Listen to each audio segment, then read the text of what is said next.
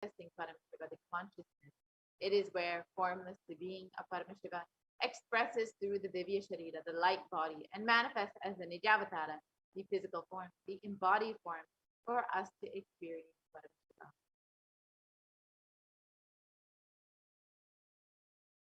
And for example, Devi Parashakti expresses through the being of Rajrajeshwari and manifests as the Nijavatara, the physical form of Devi Meenakshi.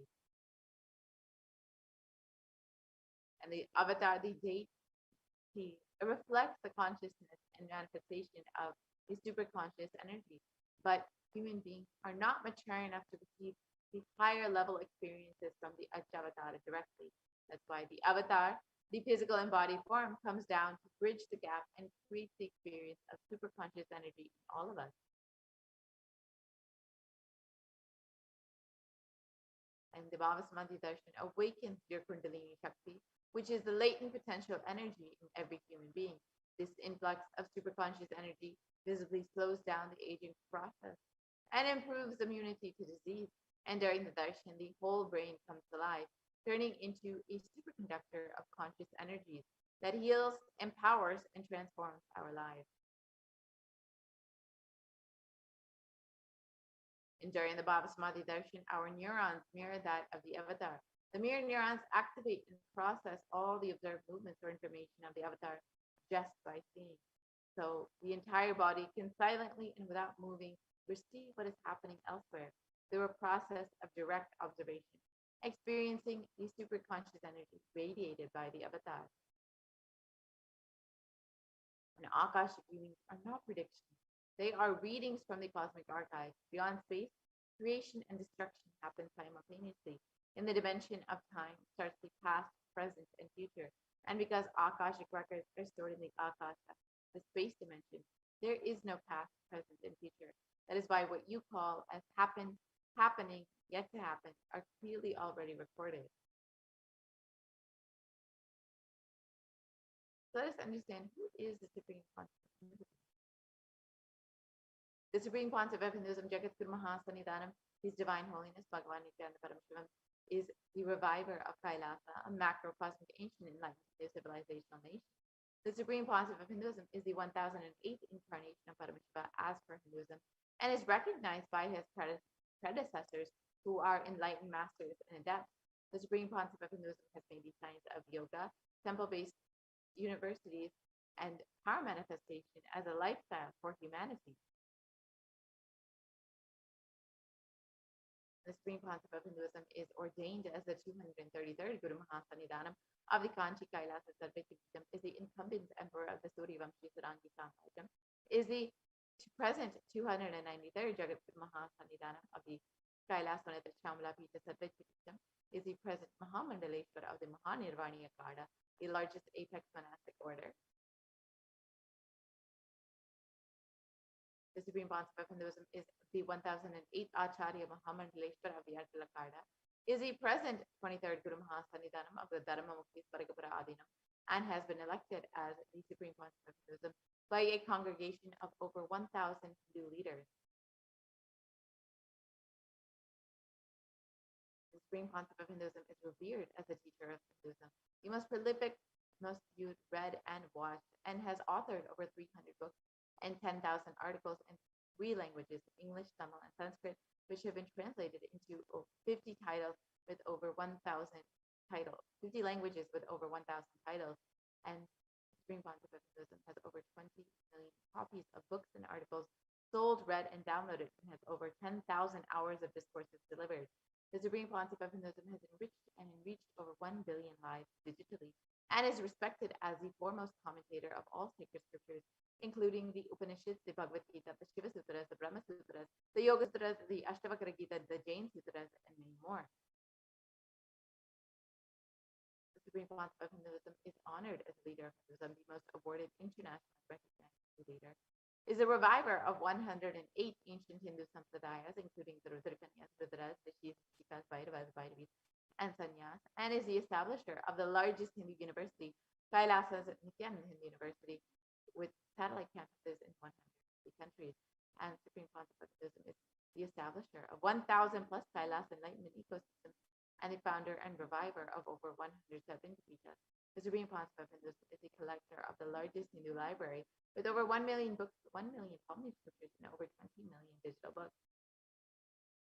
Now that we've understood who is the Supreme Concept of Hinduism, let us now enter into the demonstration of the extraordinary powers, the extraordinary Shaktis, Paramashivoham, Parashakti, as demonstrated by the initiated disciples of the Supreme Concept of Hinduism itself, the Nithyananda Yogis and Gurukul Balasas of the Nithyananda order. So now we will be entering into this manifestation of these extraordinary powers very shortly.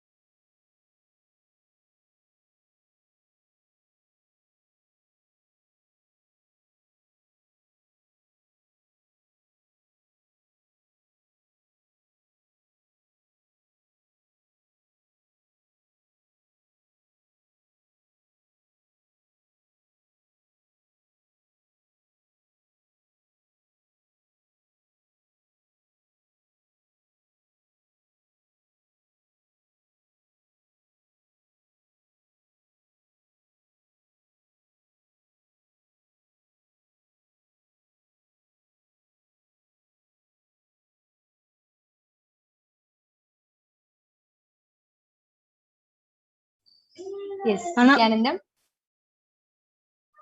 Let us now move on to the next segment, which is the power manifestation segment, the manifesting of the extraordinary Shakti.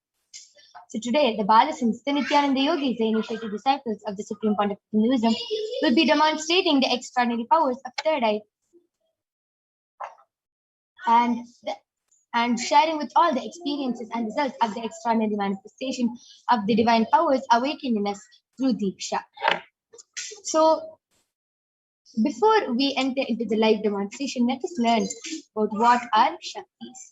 Shaktis in the Vedagamas are the source scriptures Shaktis in the Vedagmas is described elaborately by Paramashivoham as a system, as a method, and a science for human beings to explore various dimensions and experience powers and have new possibilities awakened in them. And Swamiji beautifully says that just with the cognition that you are the divine and that you need to manifest the divine, you can manifest these extraordinary Shaktis, and not with the cognition that you are a man and that you need to reach the divine. Next slide, please. So, what is the difference between Shaktis and Siddhis? Shaktis expressed from the space of enlightenment and as a side effect of feeling connection with the divine and high integrity with the Guru. Shaktis are the source of enlightenment. Siddhis are the powers that manifest from tapas or penance for enlightenment. Siddhis are on the path of enlightenment. Shaktis are the powers which manifest through ordinary human beings in extraordinary ways just with initiation from the avatar. And Shaktis are permanent. Siddhis, whereas, are not permanent and they may divert you from enlightenment. So, who is Paramashiva? And who is the source of all these Shaktis? Paramashiva is the primordial divinity in Hinduism, the ultimate reality and cause which is self-effulgent, Swayam Prakasha, all-pervading, unchanging, beyond time, space, form, and causality. At the fundamental base of Avyakta, the unmanifest, and Vyakta, the manifest existence, he performs the Panchakriya, or the 5 cosmic acts of Srishti, Sthiti, Samhara, Prabhava, and Anugraha. Creation, maintenance, rejuvenation, pulling out of delusion, and liberating grace for all living entities. And Paramashiva himself has come down in the form of the Supreme Point of Hinduism, Jagat Guru Mahasamidhanam, His Divine Holiness Bhagavan Nithyananda Paramashivam, as the 1008th living incarnation and representation of Paramashiva and the reviver of Kailasa, the ancient enlightened Hindu civilization nation, which is the great cosmic borderless Hindu nation. And ever since the beginning of the civilization, the Sanatana Hindu Dharma has been the cradle of highly advanced sciences and enlightened beings. And for the first time in modern day, the Supreme Point of Hinduism is reviving these yogic sciences at a record-breaking speed which was never accomplished before. So, the Supreme Point of Hinduism was trained as an avatar and was recognized as an incarnation at a very young age and was trained and taught to revive these sciences and initiations and knowledge repositories for billions to manifest the science of power manifestation. From disciplines of Vedanta, Tantra, Sri Vidya, Yoga, Yogic powers, Mantra Shastra, Siddha Vidya, science of Aushadha, Advaita, Bhakti Yoga, Paramashiva Jnana, and Paramashiva Vidya. So, how do we awaken all these divine Shaktis in us?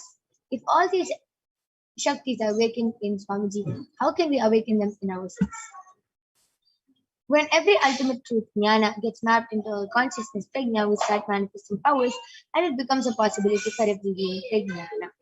So, let us now watch a small video of explaining what is Diksha and the science of initiation.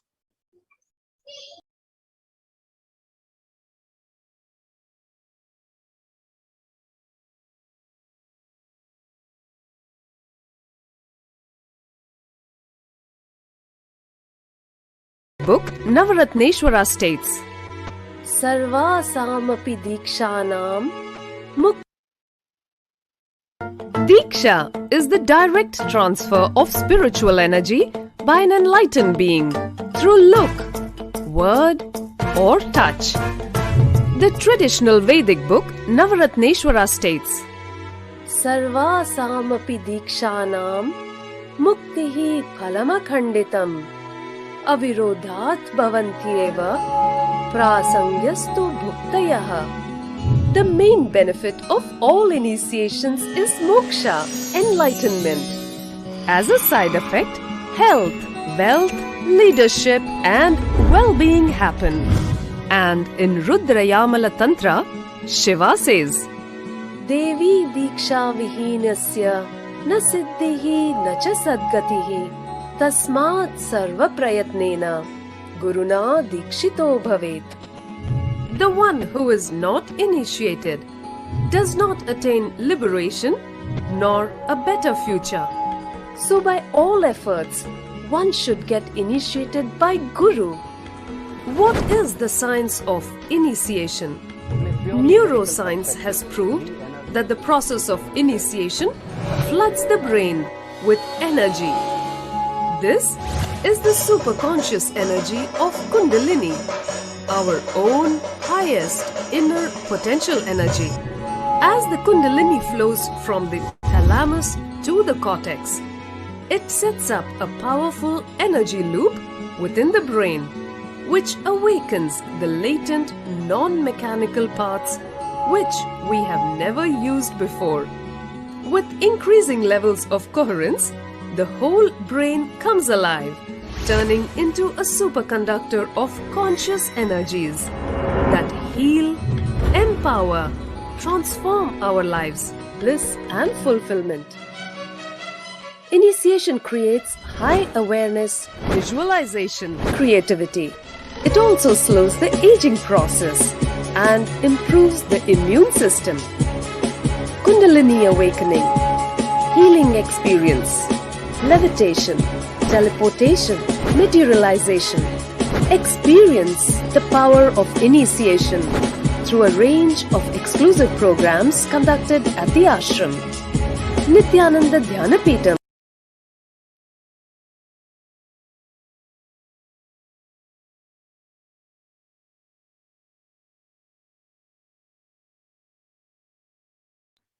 Yes. The four evidences, the pramanas, for the science of power manifestation. Let us now see how the science of power manifestation is authenticated through the four aspects of evidences. The first is the Shastra Pramana, the eternal, unchangeable truths that are revealed in the source scriptures. The next is the Apta Pramana, the experiences and results of Aptas are the authorities of Hinduism, the Vedic rishis and scientists who have time tested and verified this science. The next is the Atma Pramana, or the account of the Supreme Pontiff of Hinduism, Jagat Guru Mahasanidhanam, His Divine Holiness Bhagavan Nithyananda Paramashivam, this millennium's avatar's personal experience of power manifestation. Last is the Pratyaksha Pramana, or the empirical evidence from observation and scientific experimentation. So, Vedagamas is a living applied. Vedas are the ultimate superior authorities for Hindus, and they are the pure science by the ultimate truth and experience. Agamas are scriptures by the applied technology that applies science.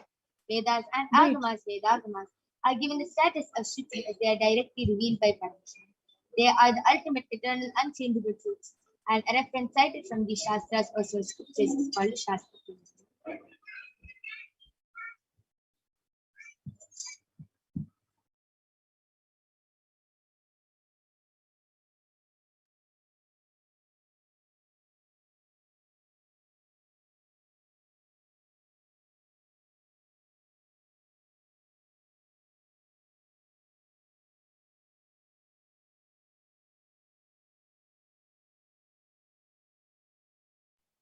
So let us now get ready to witness a very unique and exciting demonstration of the power of breathing. So the first is the Shastra Pramana. Let us listen to the Shastra Pramana, which comes from the Vijnana Bhairava Tantra, Sutra 34, Dharana 11. Kapalantar manonyasa ishtanmilitalochanaha kramena manasodadhyat lakshaye lakshyamuttamam. The translation goes, by fixing the mind on the inner space within the crown center and sitting stably without any movement, having the eyes closed in succession, by that stability of the mind and inner space, through the power of the third eye, one directly sees the ultimate goal Lakshyam. By having the vision beyond the sight that reveals any object or place, attaining the space of oneness with the source Paramashiva. Next is the Apta Pramana, where Bhagavan Shri Krishna initiates Arjuna into the power of third eye. Bhagavan Krishna says to Arjuna, Natu mam shakyase drashtum anenaiva sachakshusha divyam dadami te chakshuhu asya me yogamaishwaram. But you cannot see my cosmic form with these physical eyes of yours. Therefore I grant you the divine third eye. Behold my cosmic opulence. In the Hindu Purana, Srimad Bhagavad Gita, Bhagavan Krishna initiates Arjuna into the power of third eye to behold his Vishwarupa Darshan, the vision of his cosmic form. 11th chapter of the Srimad Bhagavad Gita, which contains the description of Bhagavan Sri Krishna, its cosmic form, is completely narrated by Arjuna as he sees Bhagavan Krishna through the third eye. And next is the Atma Pramana from the life of Swamiji himself. The first experience is that I was able to see everything around me, above me, the whole 360-degree, 10 direction, below me, everything. I realized not only I was able to see, I was able to feel, experience. I felt that the skin of the stone and skin of this body both carry me equally. In both I exist equally. The setting sun, rising moon, the whole Arunachala hill, all the plants, bush, shrubs,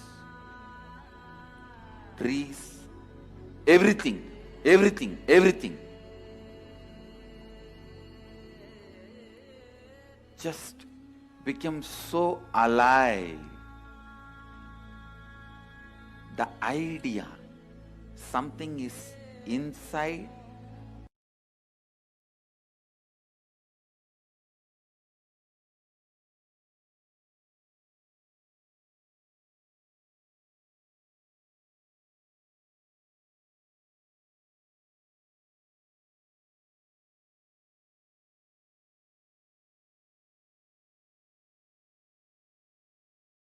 Yes.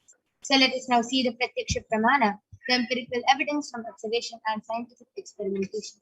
Study measures compare the metabolic cell activity of the brain in the conscious and meditative state of the third eye using the positron emission tomography. When doing daily activities, high activity is measured in the brain where the third eye is located, and when in the deep state of samadhi, only the third eye region is active and almost 90% of the rest of the brain is active. So without further ado, let us get ready to witness the live Sakshi Pramana, the demonstration of the power of third eye by the biologist of the Nithyananda Guru. This rare sacred science of the power of third eye is being made available to humanity for its ultimate enrichment and evolution. The supreme point of Hinduism embodies the most profound yogic states that surpass all bounds of time, space, and matter. The supreme point of Hinduism is gifting this pure great science, third eye awakening, along with many other spiritual sciences, through the power of initiation.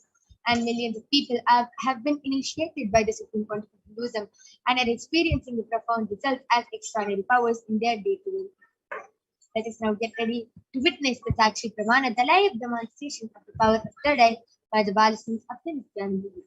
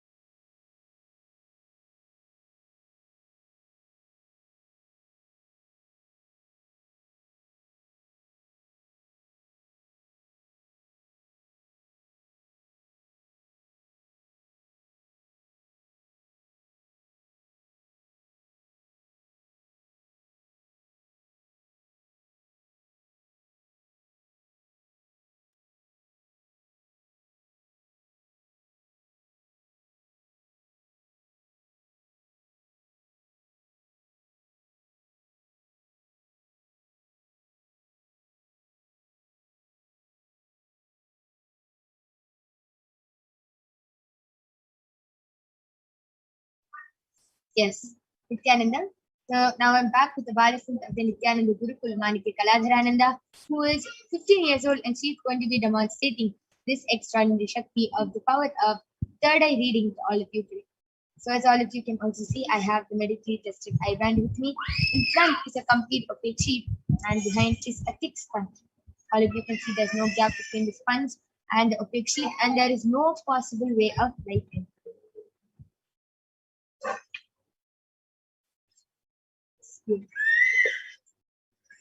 So all of you can see I'm unstrapping the eye band in front of all of you.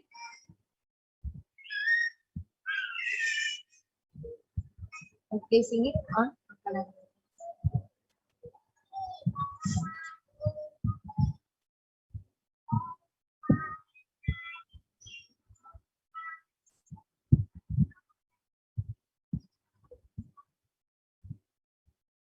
Yes. Now, Kaladhara, are you comfortable? Now, could you just put my eye band in the middle?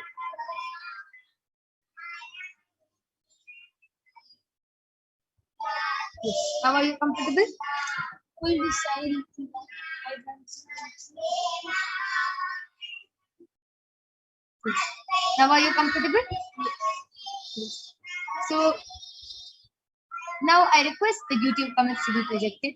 All of you are requested and encouraged to go ahead, post anything you want in the Kailasas HDH Nithyananda YouTube channel. You can post letters, numbers, words, sentences, anything. Ma Kaladhara will be reading it out live. I request the latest comments to be projected. I request the latest YouTube comments to be projected. Yes, just before that, Makaladra, I request you to turn to your right, left, up. Yes, you can see there's no gap and down. Beautiful. I request the latest YouTube comments to be projected.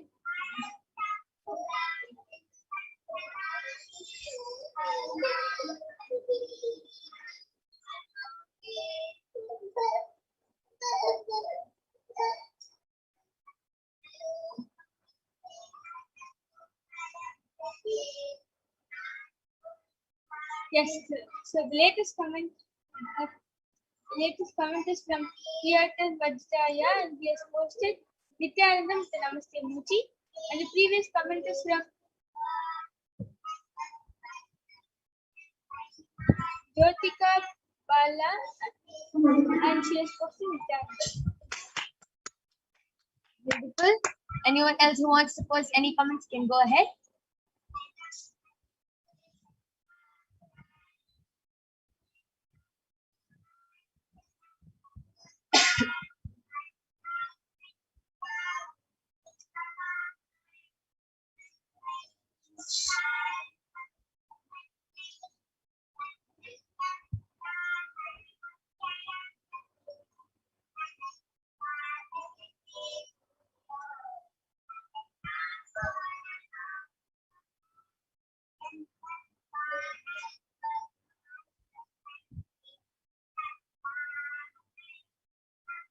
Yes.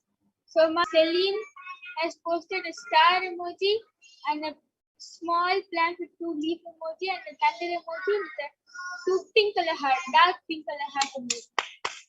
And Manikya Mahajananda has posted my daughters with an exclamatory mark and Nithyananda exclamatory mark. Wow.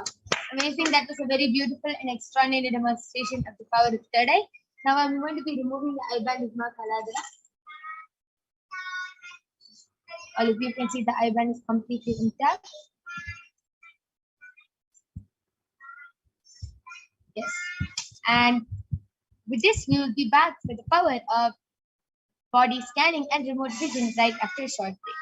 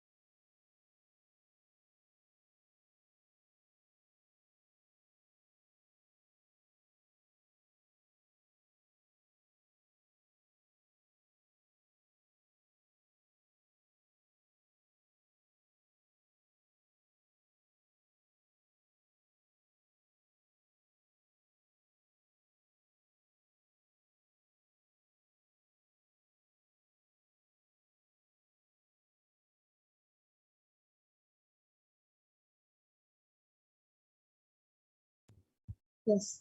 So let us now witness the power of body scanning. Let us now listen to the Shastra Pramana, which comes from the Vijnana Tantra. Swadehe jagato vapi sukshma sukshmatarani cha tattvani yani nilayam dhattvante vyajyate para. Bhagavan Parashakti says, cognize deeply that from the subtle to the subtlest constituted principles of the whole body, Swadeha, or of the whole universe, simultaneously consists of the essential realities. They are being observed in their source cause Paramashiva, and by the experience of such restful awareness, one becomes complete in all the thoughts and the ultimate universal divine power. Paradevi Adishakti is the gift and the supreme power manifestation of happiness.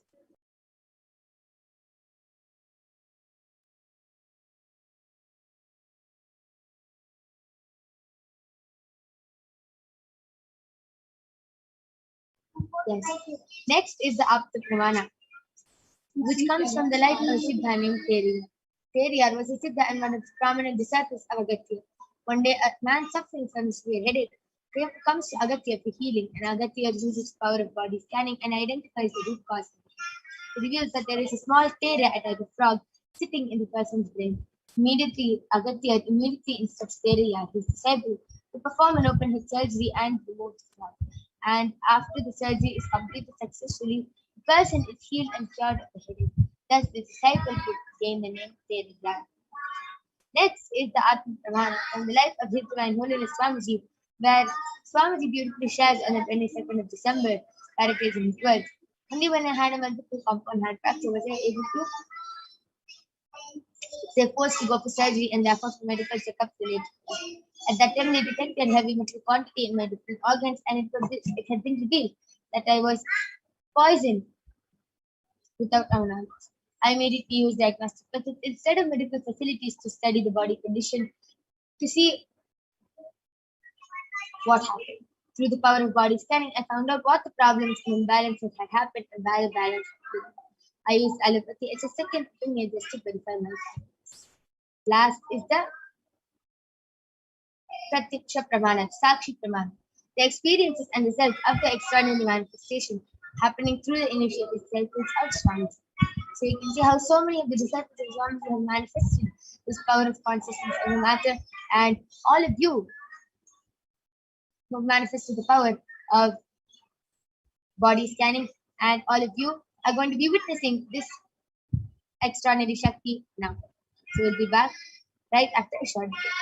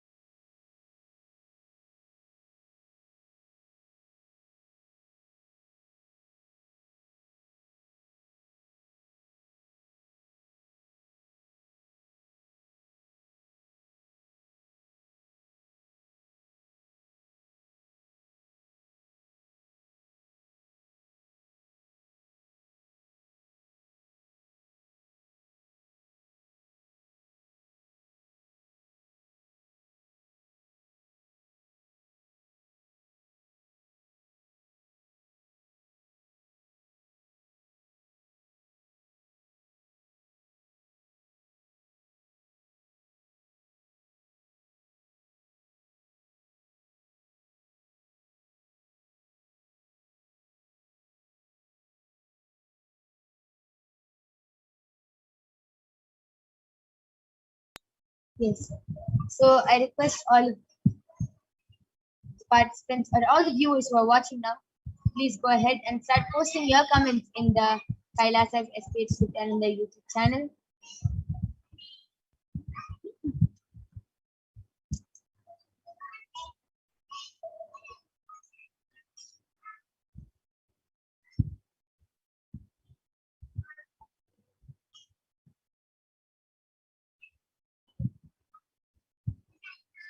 Okay.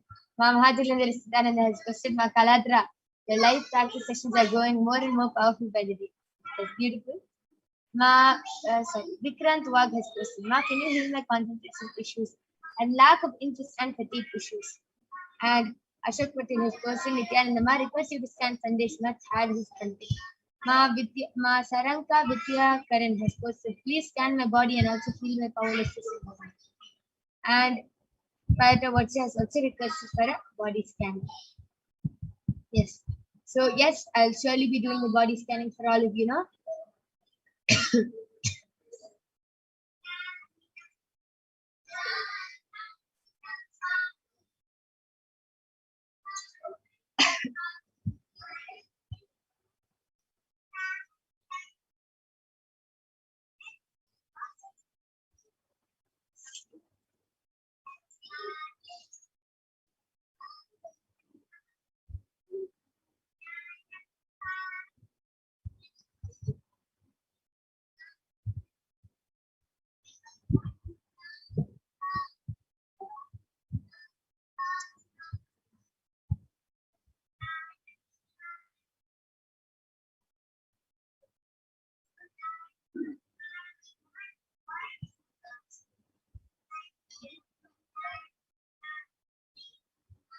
Yes. First, I did the body scanning for Vikrant Wag. He has requested for a healing of a lack of concentration and lack of interest issues. Yes, Aya, Swamiji is only showing it is your cognition, Aya. You never want to do it and you don't do it with your authenticity. That is why you are having this. So it can get healed, yes, just by starting to be patient with yourself. So Swamiji is revealing every day 108 times you have to start writing the Mahavakya and you can heal these problems and you will start becoming more patient with what you have and you will do whatever you do with full integrity. Yes, and Swamiji revealed for Ma Saranka Vidya Karan. Swamiji revealed that you have been inhaling too much of toxins in the past few days now and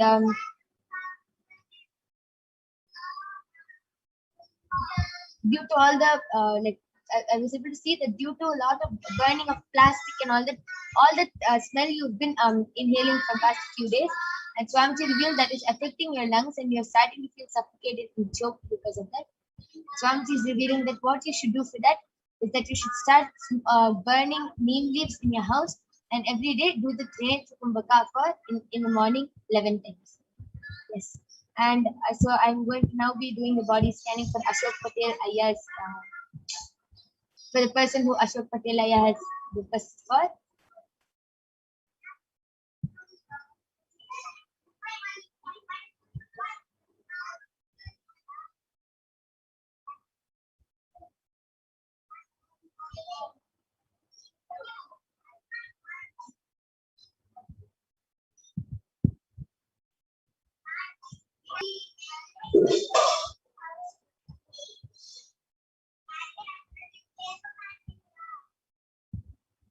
Yes, Swamiji is, yes, sorry. Swamiji is showing that Aya is not living in a good ventilated area. So there's a lot of humidity in the house and the air is not going and coming in properly. And because of that, he experiences a lot of suffocation. And he not only that, he feels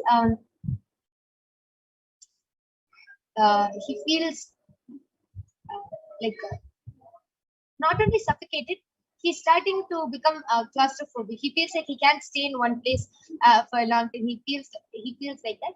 That is because of the ventilation, Aya, and he is also facing some urinary infection. And Swamiji is showing it is actually from starting internally, and he's slowly seeing few symptoms outside. Swamiji is showing it's not so serious, but you should immediately attend to it by drinking a lot of buttermilk every day. Just drink, he has to start drinking a lot of liquids every day and he'll be healed. And yes, I'll be also doing the body scan. Marceline.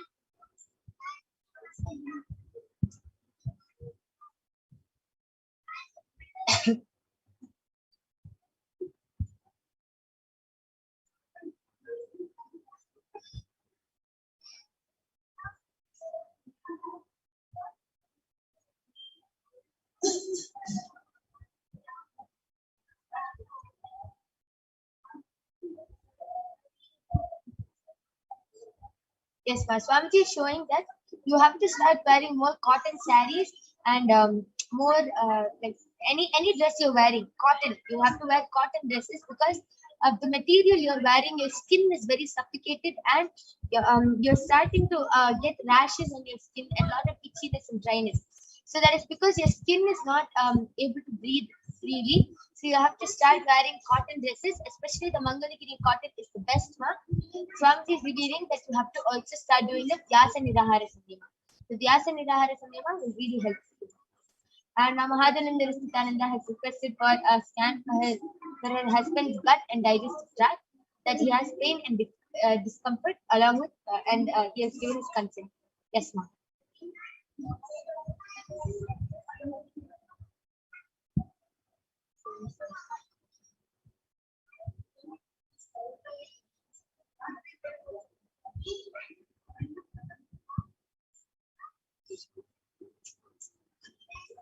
Yes, Swamiji is revealing that there's a lot of heat in his body, and there's a lot of heat, and in his blood there's a lot of toxins here. So because of these toxins, he's really getting affected a lot, and that is what is the problem that he's having in his digestive tract. Because of the toxins and the blood not flowing properly, the digestion is also not happening properly. So this is the root cause of Swamiji Shwar. Swamiji is revealing that he should start drinking neem juice and curry leaf. He should start adding more more curry leaves into his food, and this will heal him. Not only that, Swamiji is also showing to sleep with a wet cloth on the forehead. Yes, and Vikrant Wag has requested for a scanning for sessions issues.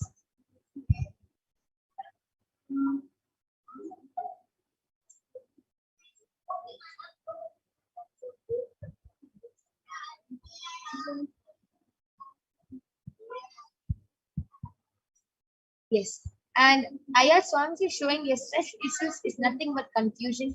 You are not clear any decision you take. You are never authentic to that decision, and you are not clear with what you want to do.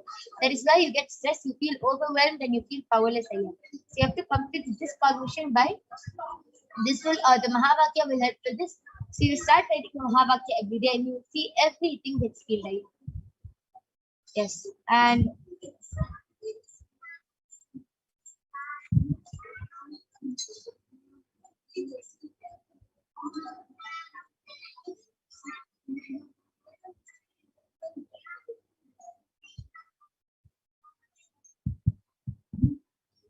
anybody has any questions can go ahead, and anybody wants to get back in the Kailasas Aspiration and the YouTube channel, please do it.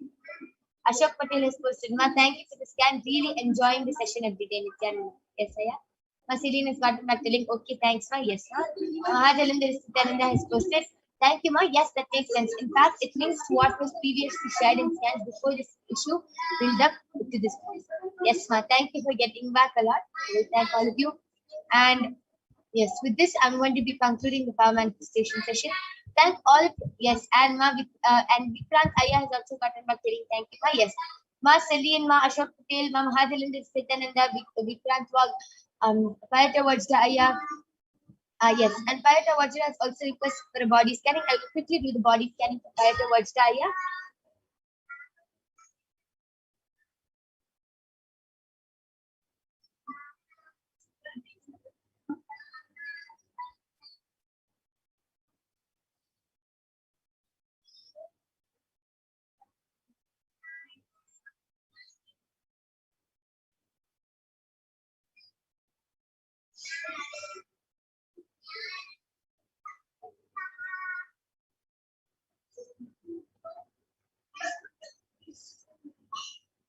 Yes, Aya. Swamiji is revealing that.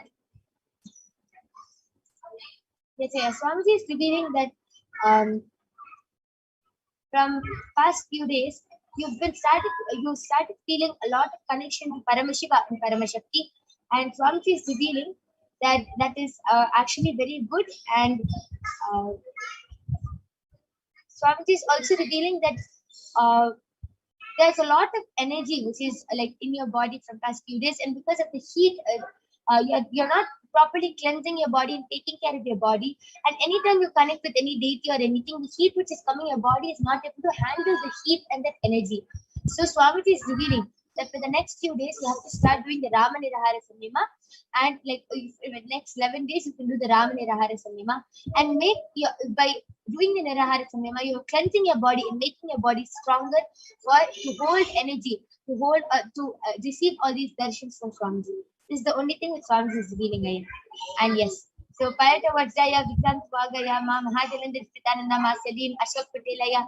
We thank all of you for joining us in this Kailasa's Parashakti Akashic reading program and in this power manifestation session. And now I'm going to be concluding the power manifestation session. I thank all of you for joining us. And yes, Parata Vajraya has gotten back telling yes, not yes. Thank you, Aya. And yes, with this, we would like to conclude this power manifestation session. Thank all of you for joining us. Please stay tuned for the upcoming segments. Thank you, Nithyananda. So we'll be having our further acharyas joining with us in after a short break.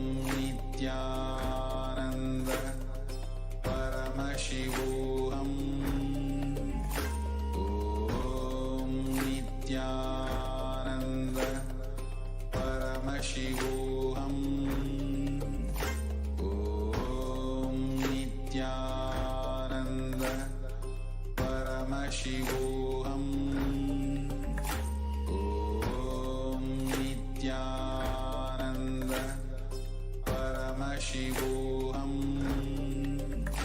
Om Nithyananda Paramashivoham. Om Nithyananda Paramashivoham. Om Nithyananda Paramashivoham. Om Nithyananda Paramashivoham. Om Nithyananda Paramashivoham. Om Nithyananda Paramashivoham. Om Nithyananda Paramashivoham. Om Nithyananda Paramashivoham. Om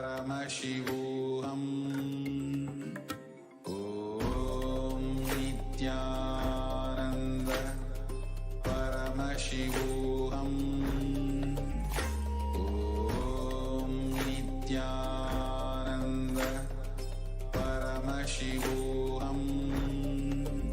Om Nithyananda Paramashivoham. Om Nithyananda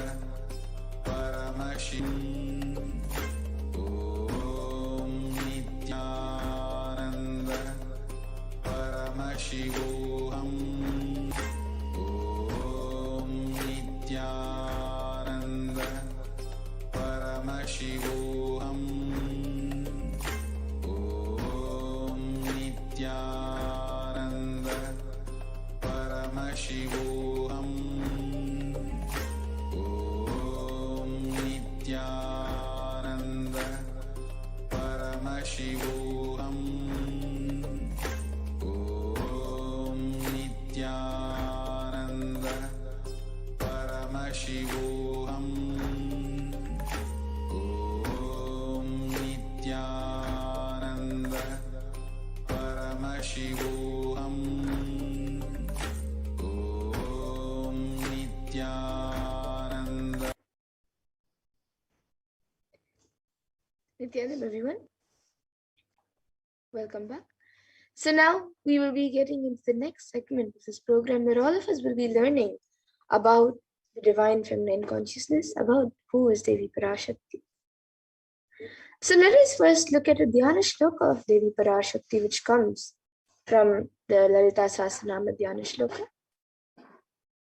Sindhuraruna vigraham trinayanam manikya mauli spurate taranayaka shekharam smitamukhim mapina vakshoruham panibhyam alipurna ratna chashakam raktotpalam bipratim saumyam ratna gatasta rakta charanam dhyayet paramambika.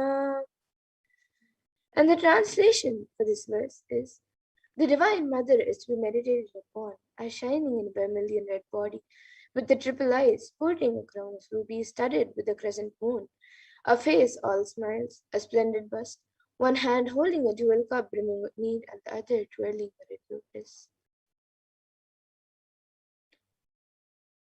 And another Dhyana Shloka from the Lalita Sahasranama Dhyana Shloka says: Arunam Karunatarangatakshim Dhritapashankushapabhanachapam Animadibiravrita Mayukaihi Rahamityeva Vibhavaye Bhavani.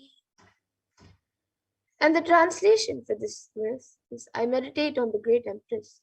She is red in color and her eyes are full of compassion. She holds the noose, the gourd, the bow, and the flowery arrow in her hands. She is surrounded on all sides by powers such as anima for rays, and she is the self within. And Devi Parashakti is the ultimate pure feminine consciousness. Parashakti is the cosmic mother. It is her cosmic womb from which billions and millions of universes come out and go in, and the source where the Big Bang and black holes go on and on. Parashakti is the source Shakti, the source energy, and the source power. from which all of us came, in which all of us are in even now, and in which all of us are going to merge. And out of her extreme love and compassion, Devi Parashakti herself is manifesting through the embodied form as the Nija avatar of the Supreme Point of Hinduism, Jagat Guru Mahasannidhanam, His Divine Holiness, Bhagavan Sri Nithyananda Paramashivam, and gracing us, answering all of our questions, attending to our prayers, giving boons, healing us, revealing our past, present, and future, delivering profound spiritual truths, and ultimately giving us the experience of Paramashivoham itself.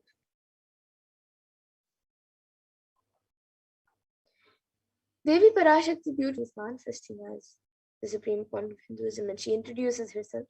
She says, raising as Omkara, expressing as Vedas and Agmas, as Srimkara, filled as Parashodasi, living in 40 triangles, the Kailasha Swami who is in Kailasha, Sri Parachintamani, Parashodasi, sitting as part of Paramashiva, Parameshwari, who rules the world, Paramashakti, Manonmani, Meenakshi, as Nithyananda, I took Nijavatara here, to give good boons to everyone, to bestow all goodness.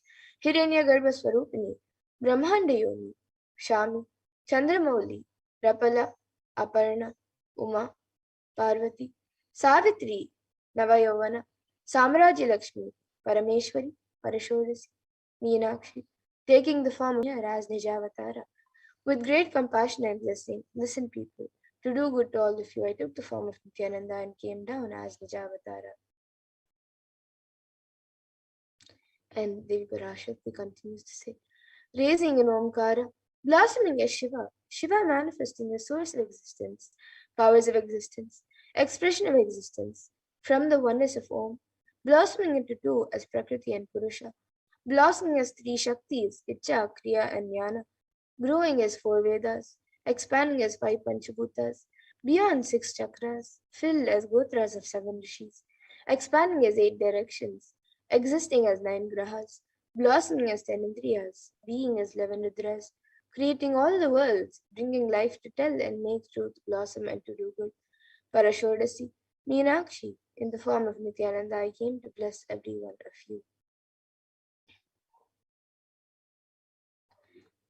So now let's see how we can receive Devi Parashakti. So literally you are seeing Paramashiva and Parashakti at that moment. She is there on your screen, so you can receive her in a very traditional way. You can keep 2 beet leaves, 1 banana, 1 beetlet, and a coin in front of the screen as you watch Devi Parashakti. And those of you who might be wondering what a coin is considered as, a coin in the Hindu tradition is actually considered the traditional dakshina. And it can be the lowest value. In India, it can be just 1 paise, and in the US, it can be just a cent. Swamiji says, I'm not trying to monetize, keep even 1 cent is okay. So for 100 days, if you have darshan, it will add up to $1. In India, even 1 paise is okay. And you can offer that to Devi Parashakti. And once the darshan is over, you can do namaskar and eat the banana, the betel leaf, and the beetlet, taking it as prasadam immediately. And the coins that you collect, you can send it to the Los Angeles temple for the further procedures. And this betel leaf and beetlet may actually look too small, but in a few days, you will see how much it adds to your sentiment that really Devi Parashakti is there. You will not take the Devi darshans for granted. Rituals will break your monotonous unconscious mentality and lifestyle and remind you and raise you to the powerful cognition. It will break your unconscious behavior. And you can all see how you can set up your tambalam. So you can arrange the betel leaf, the beetlet, the banana, and the coin on a plate and keep it in front of the screen as you watch Devi Parashakti. And you can also keep a few more additional items such as flowers, kumkum, turmeric, glass bangles, and a coconut. But the 4 basic items, the betel leaf, the beetlet, banana, and the coin. So you can arrange all the items in a plate, keep it in front of the screen as you watch Devi Parashakti. And now with that, we come to a conclusion of this segment of the program, and we will now be moving to the next segment of this program where all of us will be learning who is Devi Parashakti and how to receive Devi Parashakti in a very traditional way. So we'll be learning what Devi Parashakti is revealed in the Akashic readings. So please stay tuned for the next segment of this program where all of us will be learning about the Akashic readings, what Devi Parashakti has revealed in the Akashic readings.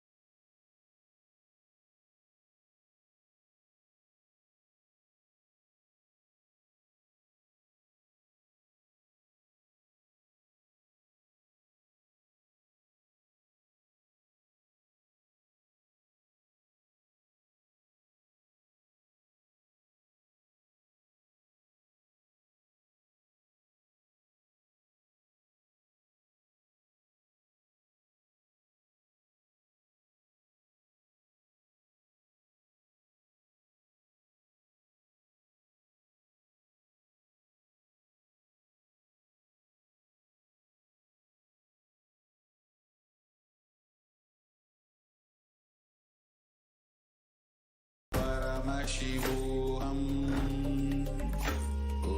Om Nithyananda Paramashivoham. Om Nithyananda Paramashivoham. Om Nithyananda Paramashivoham. Om Nithyananda Paramashivoham. Most easiest, most powerful, most inspiring, most exciting way to connect with life as the form of mother. Navaratri is the time to connect with cosmos as mother. Celebrate cosmic mother. This 9 days we worship mother, worshipping divine feminine. யாதுமாகி நின்றாய் காளி. ஓம் காளி ஓம் சக்தி. ஓம் காளி ஓம் சக்தி. ஓம் சக்தி ஓம் சக்தி ஓம் சக்தி.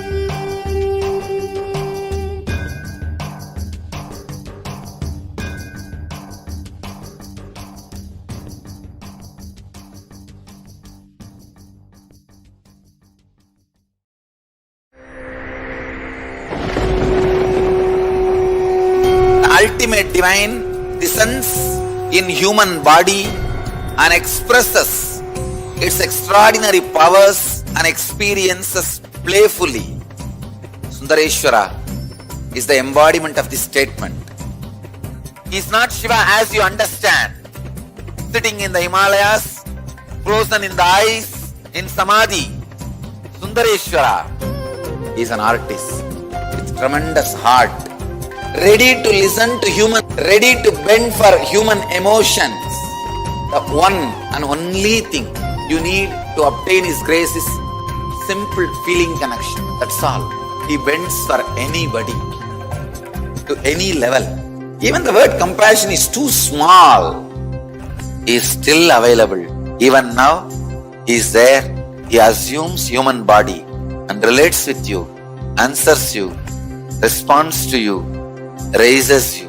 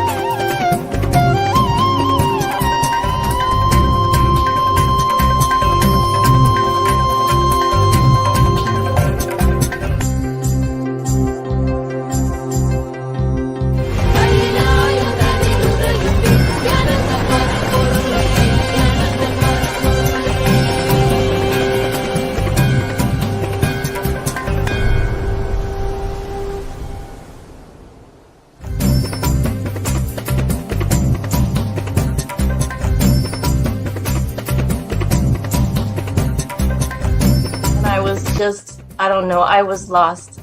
And then he was done speaking, and just tears just started pouring out of my face. I'm just like, ugh, I don't know what just happened. It was just like unbelievable, just unbelievable. I was just, I'm shaking now just remembering it. I don't know what shifts inside you. It's just, I literally felt the strong initiation happening at that time when Swamiji blessed. I don't know, it just puts you in some different world altogether, and suddenly everything seems possible. Everything seems, like that impossibilities in that 1 second, fraction of a second, that impossibility drops from you. And you just, everything seems possible, that you get into that space of possibility. And I think, that is the greatest, dropping the impossibilities is really and something changes in you, something shifts in you. You can physically feel the change, and the energy that is generated is really, it's phenomenal.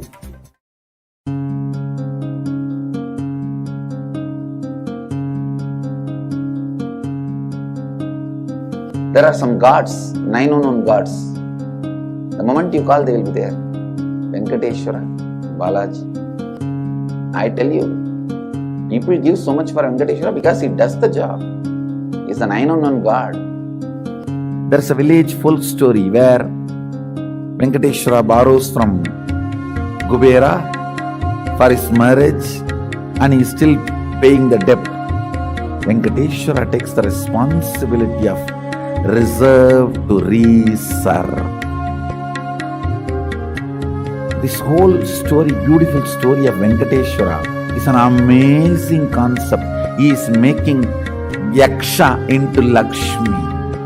He is making the reserve to reserve. It's an amazing truth.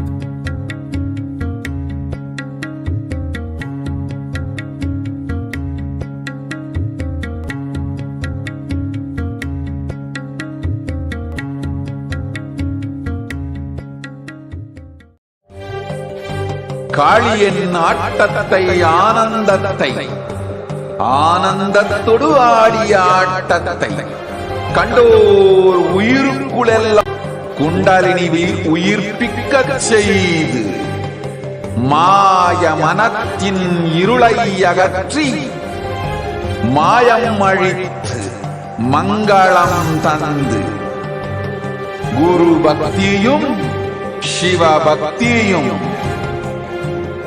Paramasiva பக்தியும் பரமசிவ சக்தியும் அளிக்கின்றேன். மனமாயை விடுத்து குரு பதத்தை பற்றுங்கள். நித்யானந்தமாய் நிஜாவதாரமாய் வந்துதித்த என்னை பற்றி வாழ்வில் எல்லா நலமும் பெற்றிடுங்கள். ஓம் ஓம் ஓம். யாதுமாகி நின்றாய் காளி, ஓம் காளி ஓம் சக்தி, ஓம் காளி ஓம் சக்தி, ஓம் சக்தி ஓம் சக்தி ஓம் சக்தி. ஓம் ஓம் ஓம் ஓம்.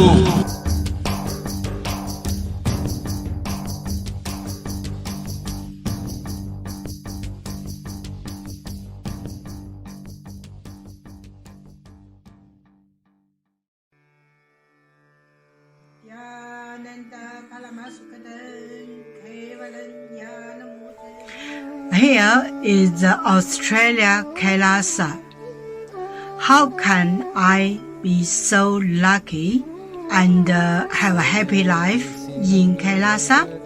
It's a long story. My name is Li Qi. My guru is His Divine Holiness Bhagwan Nithyananda Paramashivam. Since I was very little, I already wonder what life for. I really want to know the result, the reason. A long time ago, I think if I earn enough money, I will be very happy person, and then life is for happy. I tried to earn money, and then I really rich, but money didn't give me happy. Then I tried to get the happy life in romantic love. Then the really romantic love take me go lots of place. Too many stories during this time. But I still don't feel I get the result, get the life reason. Then I start study from book, from video, from religion in many different ways. And when I study Buddha, that time I really appreciate Buddha give so much intelligence to me about life. But I don't think study is enough for me. I want to be Buddha. But I don't know how. Who can let me get there? You in YouTube introduce Swamiji in that video. I suddenly, my eyes open wide.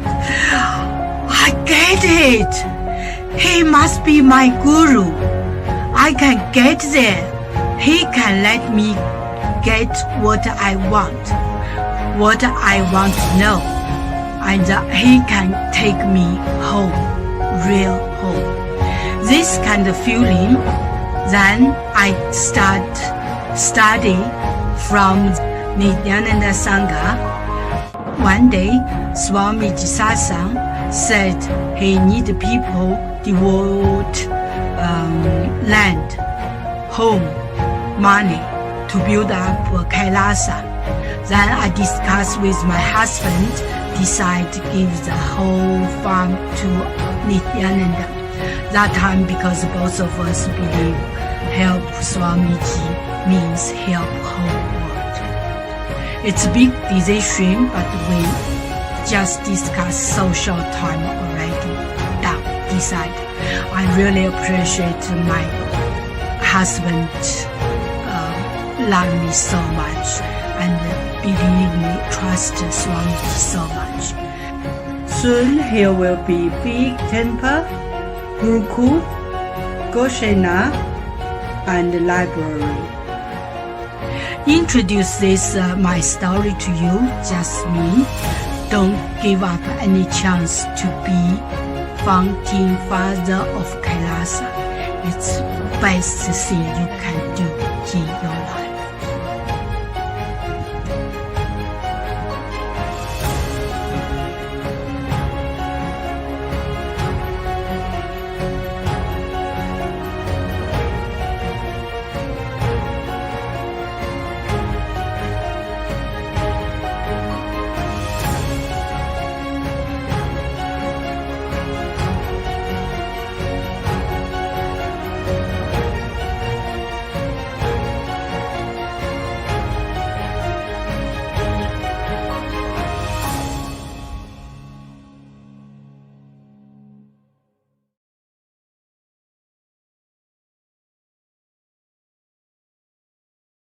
Just be alive for next 3 years. Don't die within next 3 years.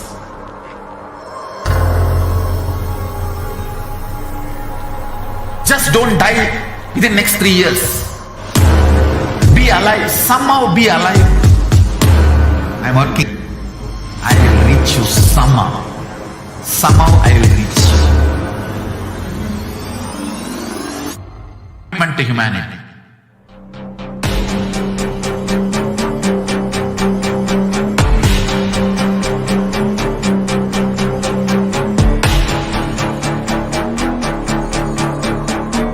Just don't die within the next 3 years. I will reach you wherever you are, whichever corner of the world you may be. I will reach you with enlightenment. You manifesting the space, state, powers, being Paramashivoham. It is possible, and it is possible for you.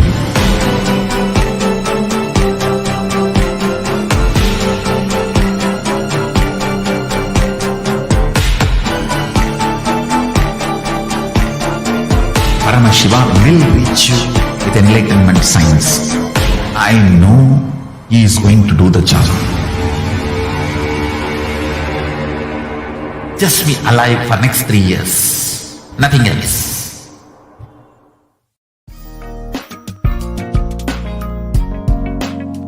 We get you health. We get you ability to build beautiful relationships in your life. We get you direct spiritual support, and we make sure you become wealthy.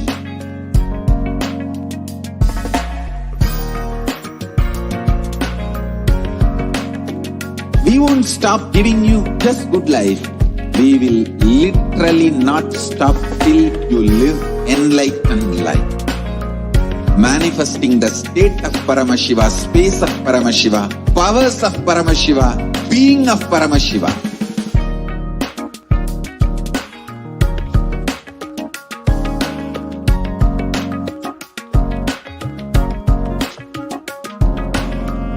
Whole world should become e-Kailashian. I want the whole world to know Hindus have something great to contribute to the world.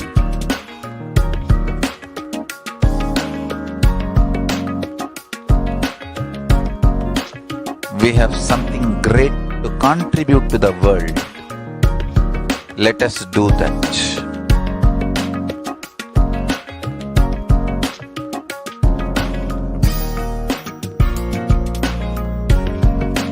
E-Kailasa is proper customized spiritual service helping you to identify your root patterns of suffering.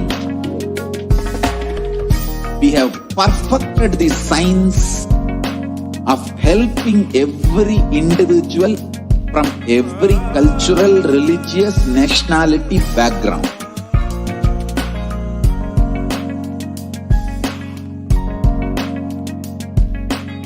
You will have lowest reactionary assumptions, highest awakened response, alive response for life continuously.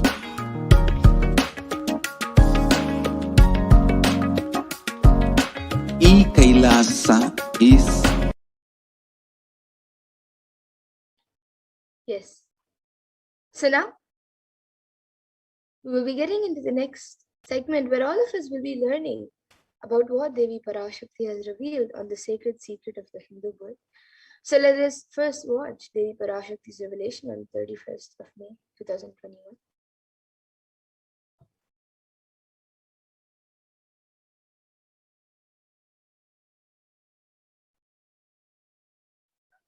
நன்றாய் கேட்டுக்கொள்.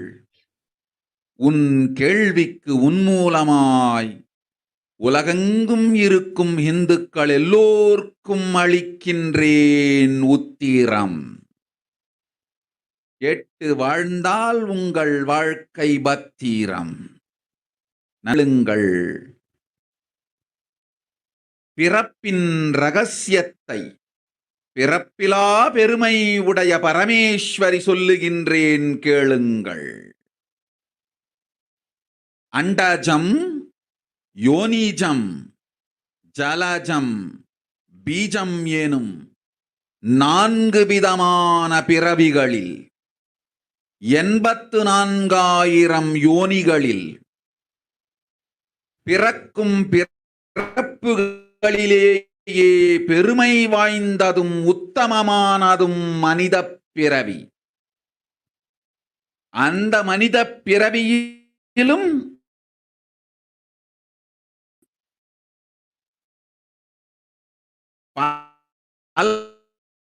பலமுறை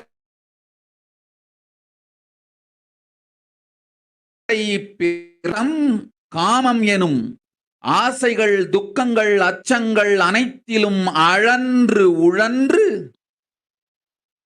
இனி வேண்டாம் இப்பிறவி, வேண்டுவது மோட்சமே என்று முடிவெடுத்தோர்க்கு மட்டுமே ஹிந்து மத யோனிஜம், இந்து பெற்றோர்க்கு பிறந்திடும் சனாதன ஹிந்து தர்ம யோனிஜம், மனித பிறவி உத்தமம், சனாதன ஹிந்து தர்ம மனித பிறவி உத்தமோத்தமம். இந்த உத்தமோத்தம பிறவி எடுத்த எல்லோருக்கும் ஜீவன் முக்த விஞ்ஞானத்தையும் சனாதன தர்மத்தையும் காக்கின்ற கடமையும் உண்டு. அதனால் வருகின்ற நன்மையெல்லாம் அனுபவிக்கும் உரிமையும் உண்டு. இந்த கடமையை செய்வோம் என்று சத்தியம் செய்ததனால்தான் அந்த உரிமை அளிக்கப்பட்டது. பூமிக்கு வந்தபின் மனம் மயங்கி மதிமயங்கி சனாதன தர்மம் காக்க மறந்ததனால் மாயை அவர்கள் உயிரை பறிக்கின்றாள். நன்றாய் புரிந்து கொள்ளுங்கள். உயிரை கொடுத்தாலும் தர்மத்தை காப்போம் என்று உறுதி எடுத்தவர்க்கே சனாதன இந்து தர்ம யோனிஜம் அளிக்கின்றேன் யான். உடல் பெற்ற பிறகு ஊழிப் பெருவலியால் ஆசை அச்சங்களை உதறவிடாது, உதறியும் விடாது சனாதன இந்து தர்மம் காக்க மறந்தோரை உயிர் வாழத் தகுதியில்லாதவர் பட்டியலில் உடனடியாய் மாயை சேர்க்கின்றாள். ராட்சசர்களும் அசுரர்களும் தானாகவே இவர்கள் உயிரை எடுக்கின்றார். நன்றாய் புரிந்து கொள்ளுங்கள். உயிரை கொடுத்தாலும் தர்மம் காப்போம் என்று நிற்பவர்க்கு நிலைத்திடும் வீரஸ்வர்க்கமும் கைலாச பதவியும், எக்காரணம் கொண்டும் தர்மம் காக்க மறந்த உத்தமோத்தம ஜனனமான சனாதன இந்து ஜனனம் பெற்ற மக்களுக்கு இல்லை வேறு கதி. சனாதன இந்து தர்ம மனித ஜனனம் உத்தமோத்தம மனித ஜனனம். உங்கள் உரிமை உலகில் அதிகம், உங்களுக்கு கடமையும் உலகில் பெரிது. தர்மம் காத்தாலே கடமை, தர்மம் காக்காதார்க்கு உயிர் வாழும் உரிமை இல்லை.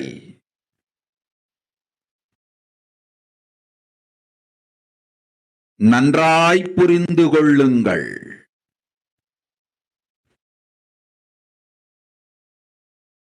உத்தமோத்தம பிறவியான சனாதன இந்து தர்ம பிறவி எடுத்த எல்லோரும் புரிந்து கொள்ளுங்கள்.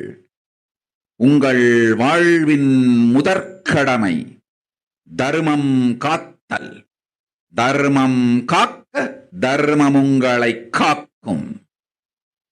சனாதன இந்து தர்மம் காக்க மறந்திட்டால் வாழும் உரிமையை நீங்கள் இழந்து விடுகின்றீர்கள். அதற்கு மேல் வாழ்ந்தென்ன அழிந்தென்ன? பூமிக்கு பாரம் குறையட்டும் என்று அசுரர்களும் ராட்சதர்களும் உங்களை உண்டு தீர்க்கின்றார்கள். அதையும் மாயை கண்டு சும்மாவிருப்பாள். பிரபஞ்ச ரகசியத்தை, பிறவியின் ரகசியத்தை உலகிற்கெல்லாம் உத்தரமாய்ச் சொல்லிவிட்டேன். புரிந்து வாழ்வில் நடந்து உயிரை பத்திரமாய் பார்த்துக் கொள்ளுங்கள். அன்னை சொல்லும் அருள் சத்தியம் இது. ஓம் ஓம் ஓம்.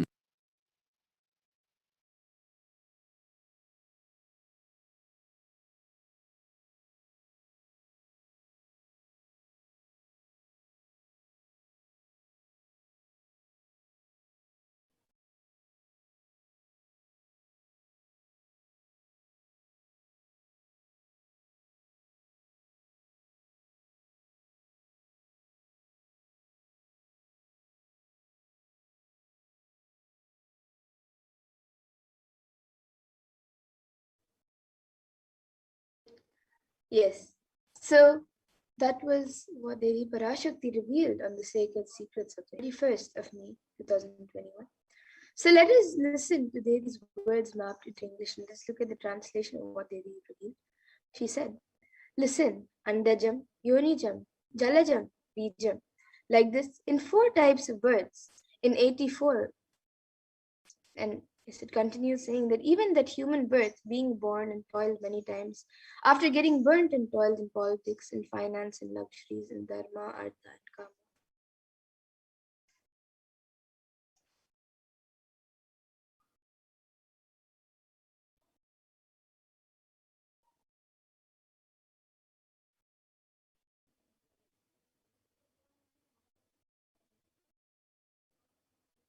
And those who decide of not wanting this birth, wanting only moksha, only those will have Hindu Dharma Yonijam, the Sanatana Hindu Dharma Yonijam of being born to Hindu parents.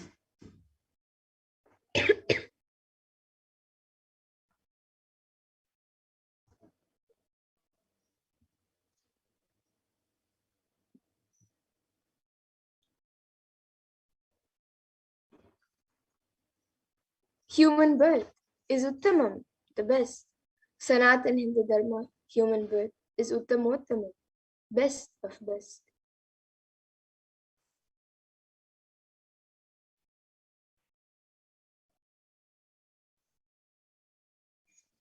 So you can see how the Parashakti reveals the sacred secrets behind the Hindu birth. Everyone who took the Suttamottama birth has the responsibility of protecting the science of living enlightenment and Sanatana Dharma.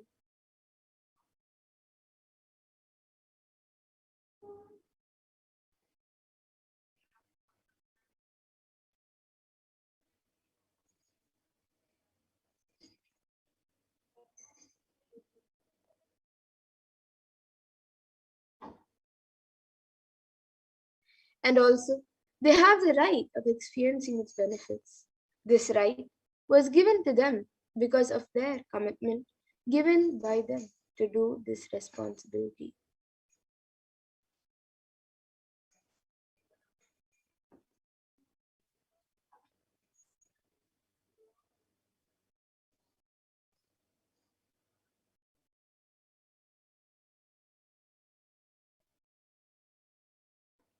After coming to Bhuloka, by getting mentally deluded and forgetting the dharma of protecting Sanatana Dharma, Maya, she is taking away all their souls.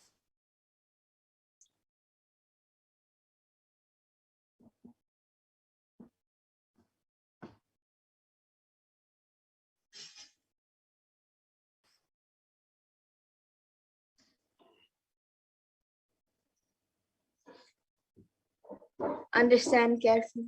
I am giving the Sanatana Hindu Dharma Yonijam only for those who will who gave the commitment of protecting Sanatana Dharma even by giving.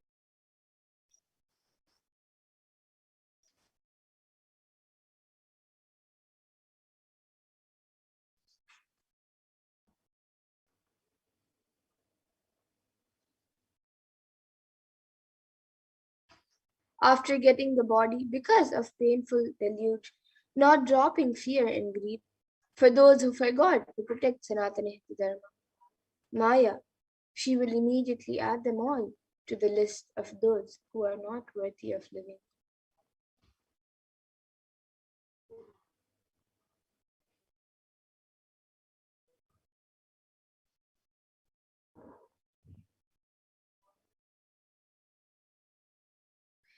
Therefore, Rakshasas and Asuras are automatically taking away their life. Understand properly. For those who stand that even by giving their life, they will protect Dharma, will permanently have Virasvarga and Kailasa Padavi.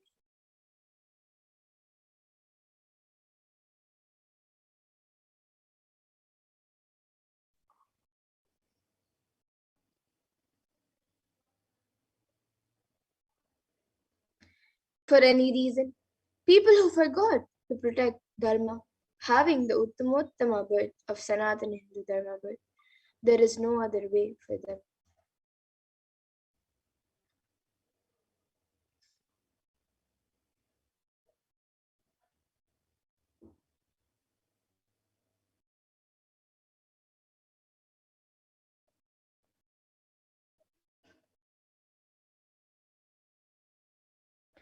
Sanatana Hindu Dharma, human birth, is Uttamottama human birth. Your rights in this world are immense. Also, your responsibility in this world is large. Protecting Dharma is responsibility.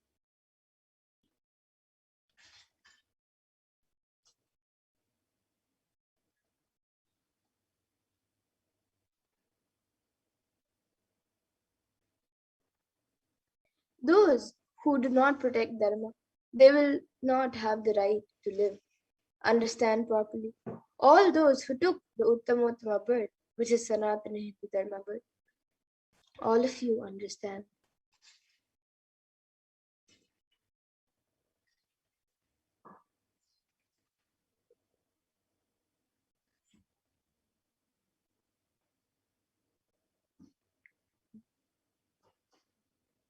The first responsibility of your life is protecting Dharma. If you protect Dharma, Dharma will protect you. If you forget to protect Sanatana Hindu Dharma, you lose the right of living.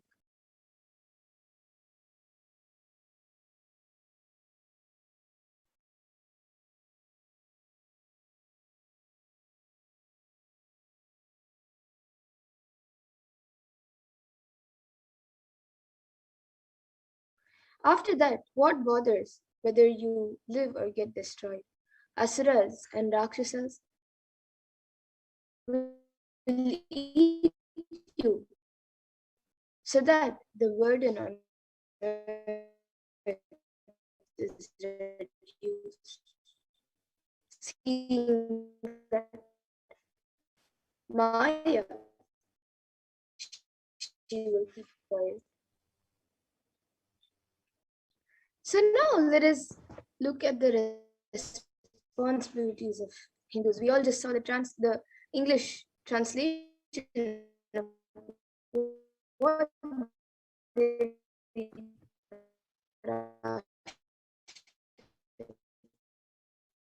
revealed on the sacred responsibility of Hindus for a Hindu nation.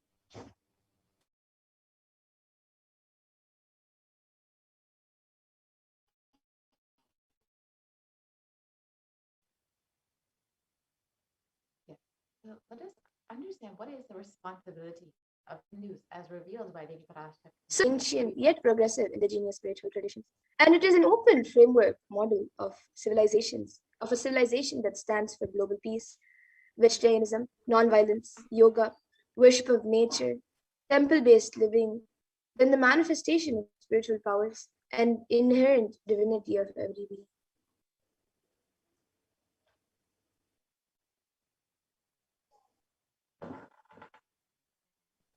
And the Hindu nations more and more enlightened beings so that enlightened civilization can be kept alive and its great gifts shared with the world.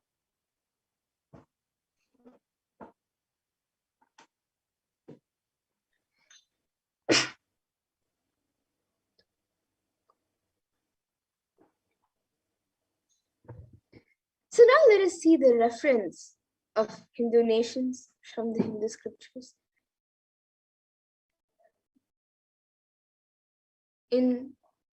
Let us see the scriptures which speak about the Hindu nation and the grandeur of the Hindu nation.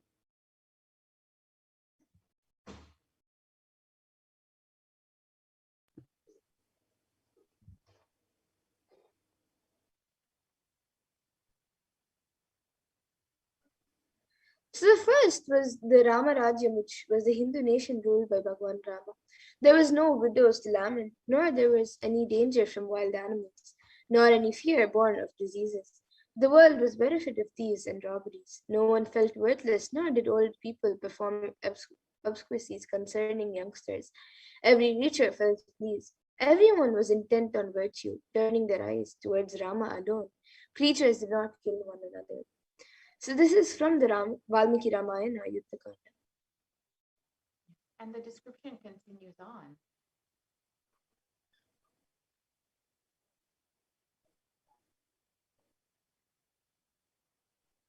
People survived for thousands of years with thousands of their progeny, all free of illness and grief.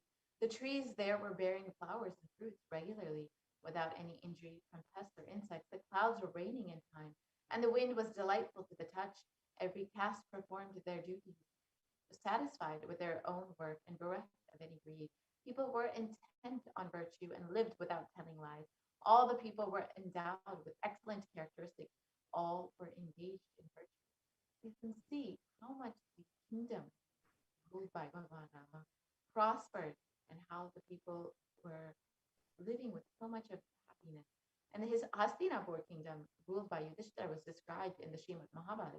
They was granted rains to fulfill all wants. No, the world became free of all diseases. There was no hunger or thirst anywhere. There was no mental suffering. Those without livelihood were given livelihood. There was abundance all around. There was no worldly worries left for anyone. And there was no cause for fear either. In fact, the happiness in was greater than in the heaven. And the Hindu nation had so much to contribute to the world in every field, whether it's enlightenment, health, medicine, art, science, technology, aviation, dance and music, clothes and jewelry, the even all the social and judicial, legal systems and political systems. So it had a lot to contribute towards the world for the entire humanity. So now let us see how Hindus were destroyed. How was the Hindu nations destroyed?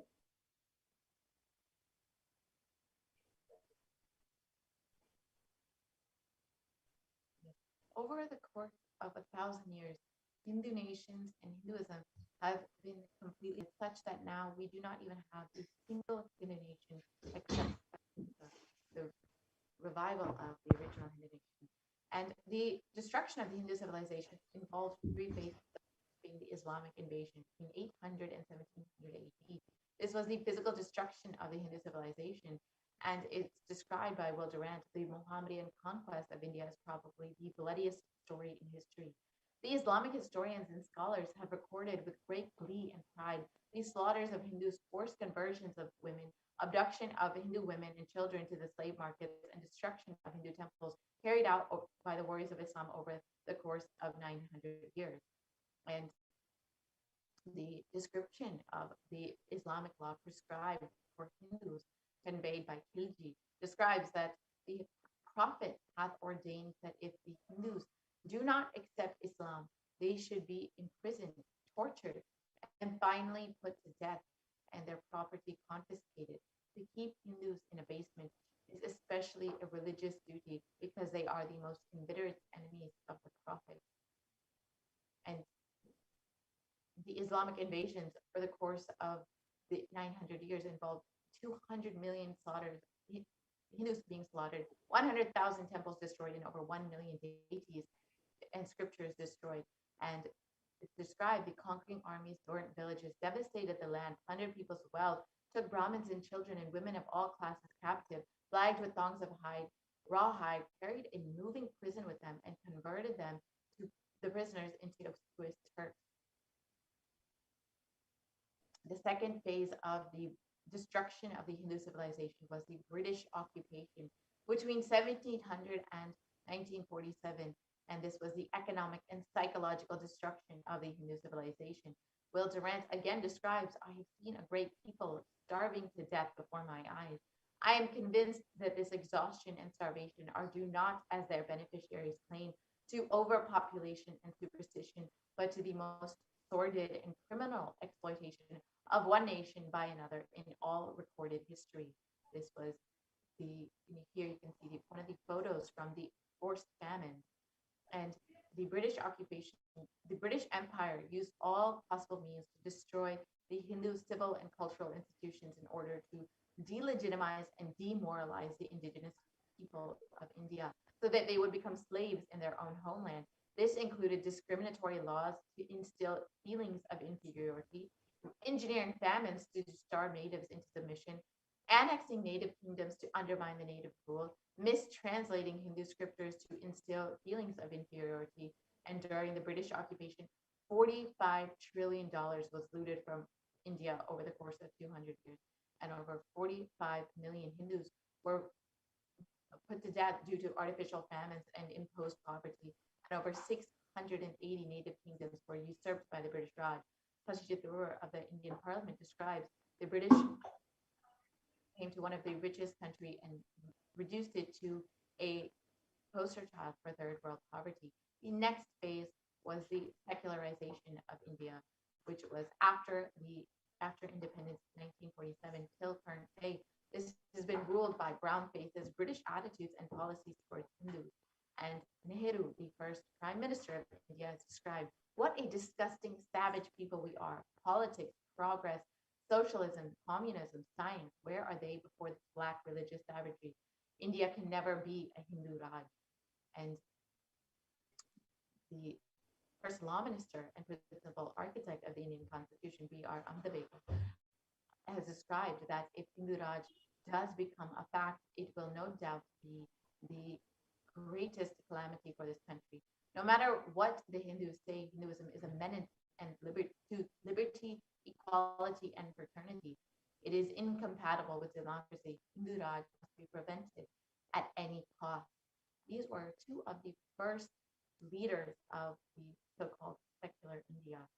And the modern Indian legal system, academia, and media all systematically undermine, suppress, and delegitimize the Hindu institutions and culture by various methods. This includes India's constitution establishing government control over Hindu temples and other institutions, while other religions are free from the constitution discriminating against Hindus by giving special rights and benefits to non-Hindus, and Hindu kingdoms and self-governance being abolished. The anti-superstition law, which was enacted to criminalize Hindu practices, and during the secularization of India, it has been ruled by used to stereotype and demoralize Hindus.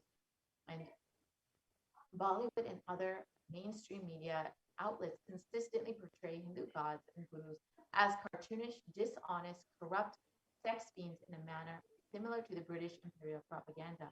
Media narratives are used to shape the human consciousness and further political agenda, which was unfortunately against Hindus and Hinduism. This agenda was to discriminate and to make Hindus feel inferior. And Yes, so now let us see the revival of the Hindu nation. So during the times of Mahabharata, we Hindus had 56 deshas, countries, 200 states, 1,700 samsthanas, provinces, and 10,000 sampradayas, traditions. And in all 56, we Hindus are persecuted. Now we have lost all 56.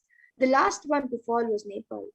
And this is narrated by the Supreme Court of Hinduism. And he continues to say, I am the collective voice of all the persecuted Hindus. I will revive and rebuild a Hindu nation built on the Vedagamic principles as a refuge for all practicing and aspiring Hindus, a safe haven for all the persecuted Hindus. This is the vision of the Hindu civilization. And this revival of Kailasa, the Hindu nation, is for reviving this whole life of enlightened civilization and all the great things it has to offer to the world, bringing legitimacy to all the offerings Sanatana Hindu Dharma and sharing it with the whole world is the purpose of this Kailasa, the Hindu nation. And Kailasa is the revival of the cosmic constitution. Kailasa is the model nation of how enlightened civilization should be living and administered. Whether it's politics, judiciary, education, economy, everything will be revived as Paramashiva revealed in the Vedas and Agamas and in the Sanatana Hindu Dharma's scriptures. So that is the administration of Kailasa.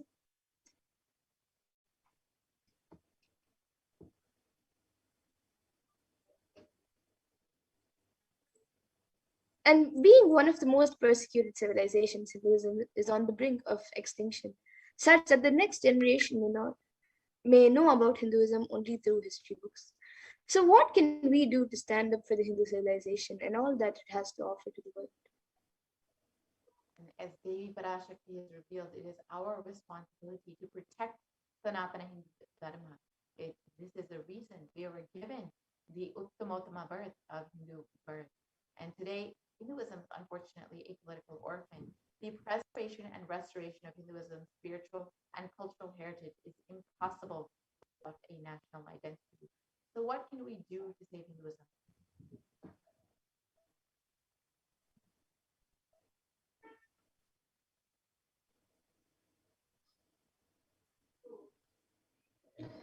So let us all reclaim our Hindu identity. You can learn how to reclaim your Hindu identity. As Devi Parashakti has revealed, we have been given this Hindu birth because we have taken the responsibility of protecting Sanatana Hindu Dharma and protecting this whole enlightenment science. It is our responsibility to reclaim our Hindu identity and fulfill our responsibility to protect Sanatana Hindu Dharma. And unfortunately, because of delusion, we have forgotten this responsibility. But we need to remember, Hinduism is responsible for our successful life. If you are a Hindu and you are happy, healthy, wealthy, rich, successful, respectable, have a stable family life, and have the best mental setup, you need to understand that Hinduism is responsible. The Hindu identity is responsible. The Hindu scriptures are responsible. It is the Hindu scriptures which have given us the best mental setup. All the best things that we Hindus have has come from our Hindu scriptures. And Hindus are the richest and most successful ethnic community in the world. Hindu scriptures, the Hindu lifestyle, and are responsible for this. And an article by Hindustan Times also says that Hindus educated religious group in the US.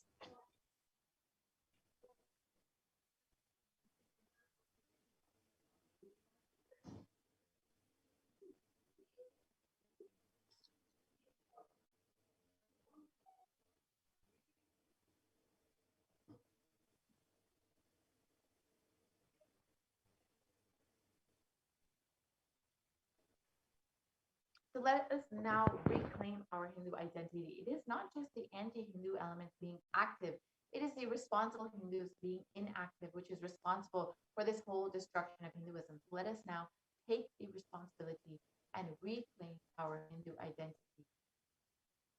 It is, as Devi Parashakti revealed, it is our responsibility as born Hindus, as practicing Hindus, to protect Sanatana Hindu Dharma and protect all the great gifts that Sanatana Hindu Dharma has to offer to the world, this enlightenment science, which has been kept alive because of Sanatana Hindu Dharma. And it is the responsibility of Hindus to revive this enlightenment civilization again and again, and give all the gifts of the enlightened civilization to humanity. And the revival of the enlightened civilization, the Kailasa, the Hindu nation, is the survival need for humanity. So it is all the collective responsibility of Hindus to revive the Hindu nation. To revive and protect Sanatana Hindu Dharma and share all that it has to offer the world, to give the enlightenment science to the world again and again. This is an invitation to all the Hindus out there, those who are born Hindus, practicing Hindus, those who are sympathetic towards Hinduism, those who are curious towards Hinduism, those who want to explore and enjoy Hinduism. Please come and become a part of this revival of Kailasa, the ancient enlightened Hindu civilizational nation. You can join as a e-citizen of Kailasa by visiting kailasa.org, and you can become an e-Kailashian and avail all the benefits that Hinduism has and has shared with the world. You too can enjoy everything that Hinduism has and share it with the world. So now let us listen to the Supreme Concept of Hinduism himself, explaining why we need Kailasa, why humanity needs the only Hindu.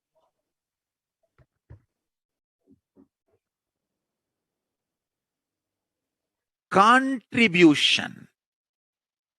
Hinduism, Veda Agamas have great things to contribute to the world. Like the great power manifestation science, the ancient culture and arts, the ancient lifestyle truths, the ancient medical practices and medicinal knowledge, the ancient indigenous cultural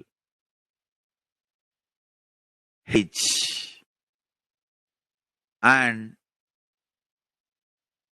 jewelry, perfume, dance, music. In every level, Hinduism has so much to contribute. Veda, Agamic traditions have so much to contribute. To share all this with the world, to contribute to the world.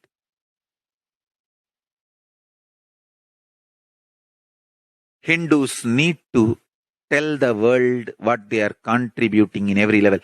The brand of Hinduism itself is enriching and empowering and enlightening. Hinduism is all about enlightening the world. Empowering, enlightening, enriching the world. Contributing.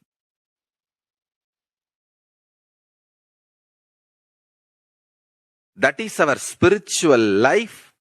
That is our spiritual strength. That is our spiritual core principle. O humanity, I request you with folded hands, some one corner of the world, if you just give me few hundred acres, I will keep this whole science alive. Humanity freely. Fortunately, Paramashiva has given me the power to decode all this Hindu medicinal system, judiciary system, Hindu social law and order system, Hindu power manifestation system, Hindu mental sciences system, Hindu yogic sciences, the sciences of Hindu biology, Hindu physics, Hindu psychology, Hindu physiology, Hindu chemistry, all this Paramashiva has given me the whatever the remaining scriptures are available with the humanity. Paramashiva has blessed me. Not only I have collected and organized, I can decode. This whole science can be kept alive in any one corner of the world. Just few hundred acres are given for me to live peacefully and exist peacefully. I can store this whole thing alive and contribute it to humanity. Humanity can become better and better and better. I can make the planet Earth so much better place to live. I am here to contribute, and I will continue to contribute.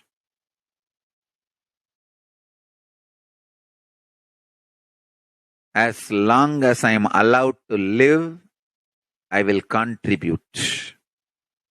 I have collected all the remaining available scriptures, maybe 2 crore books. 2 crore means 20 million, I think, books on Hindu physics, Hindu chemistry, Hindu biology, Hindu physiology, Hindu psychology, Hindu law and order, Hindu social system, the power manifestation sciences of Hinduism, yogic sciences of Hinduism. I have collected, and Paramashiva has given me the blessings and power to decode. I have decoded and continuing to decode them. If the humanity, somebody is kind enough to give me few hundred acres in one corner of the world and let me live peacefully, I can keep all these scriptures there and go on sharing with the world. revealing these whole sciences to the world and go on contributing. I don't need anything other than one cup of curd rice every day. That's all. A cup of curd rice per day over. I can go on be giving this to the world. I can add to the world. I can make the world a better place to live. That's all I have to say.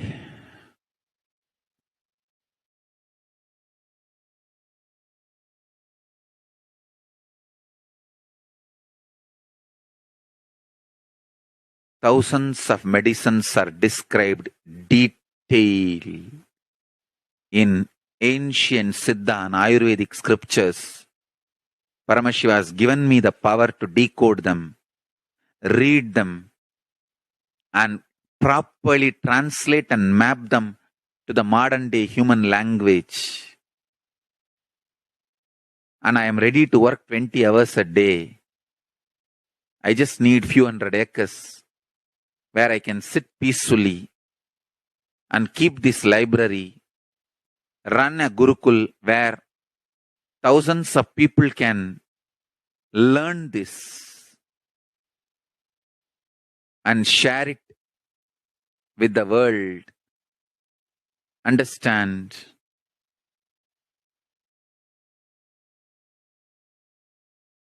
I am only interested in contributing.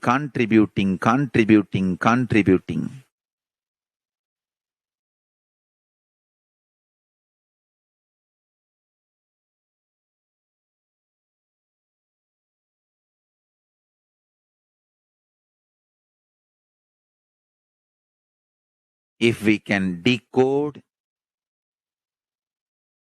all this great knowledge, whole world can prosper from this knowledge. Whole world can enjoy from this knowledge. If I prosper, I will only create a university. I will not create anything else. If the Hindus prosper, they will only create education institutions. Because Hinduism is all about giving, contributing. If I prosper, create university, that's all. Kailasa is all about university, to decode the ancient sciences and share with the world. Understand? Every day I am sitting and going on decoding, writing notes on my books and writing details on my books.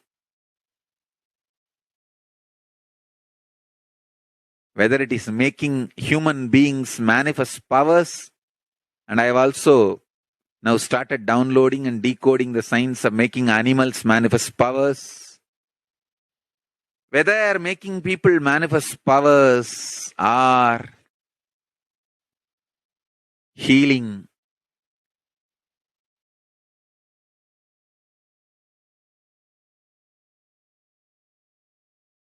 in every level, life is all about contribution.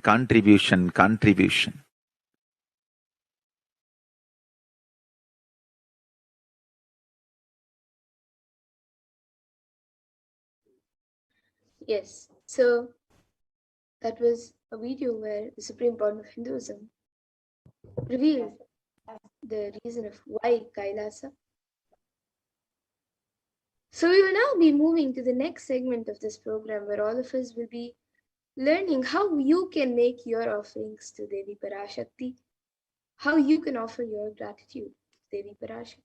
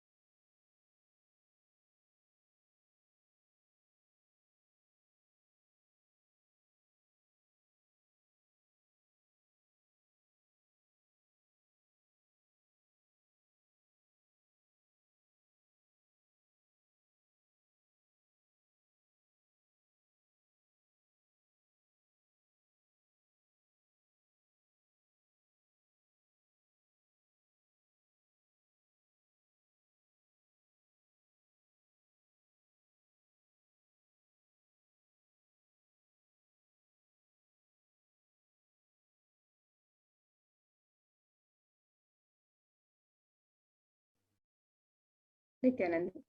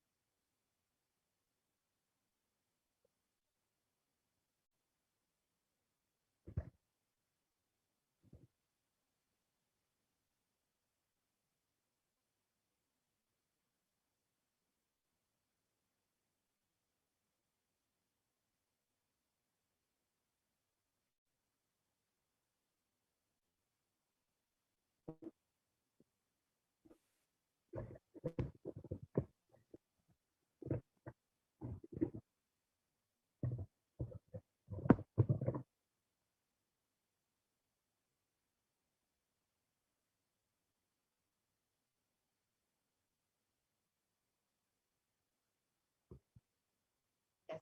Now let us enter into this next segment and understand the various offerings that we can make to Devi Parashakti. So, as all of us know, Devi has been continuously blessing and guiding us during the time during the pandemic.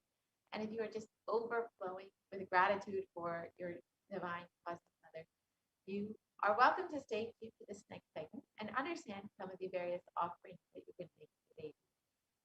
Each of these is just an opportunity to offer your love and gratitude to Devi Parashakti. So now let us enter into this segment and understand what are the various offerings available to make today.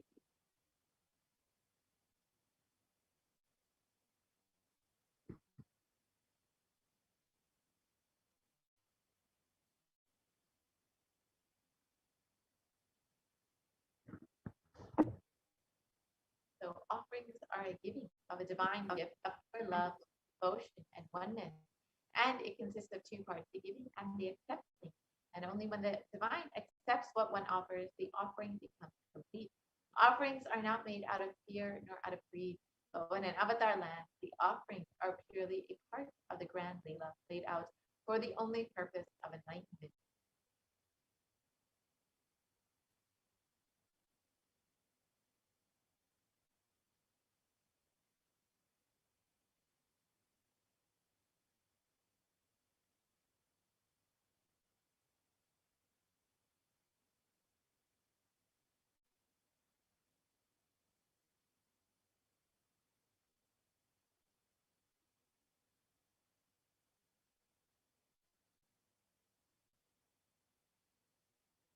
Here we have the Dhyana Shloka for Devi Parashakti to invoke the presence of Devi.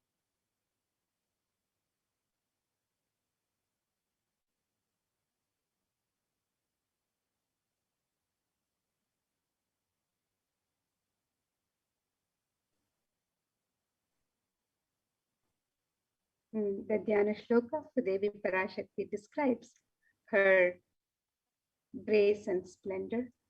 And let us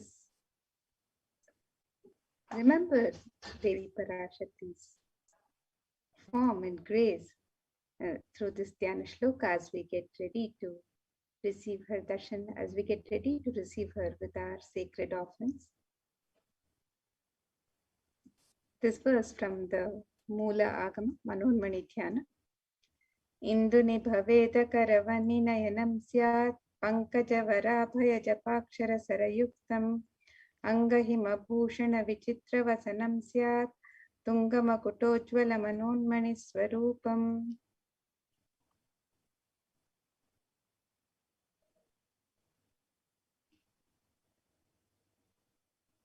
And the translation for this verse, it says, moon-like face holding the Veda books on hand, fire in eyes, with lotus flower gracing and blessing hands, and one hand with japamala, beautifully decorated with jeweled ornaments in wonderful clothes and a shining crown. Her name is Manonmani.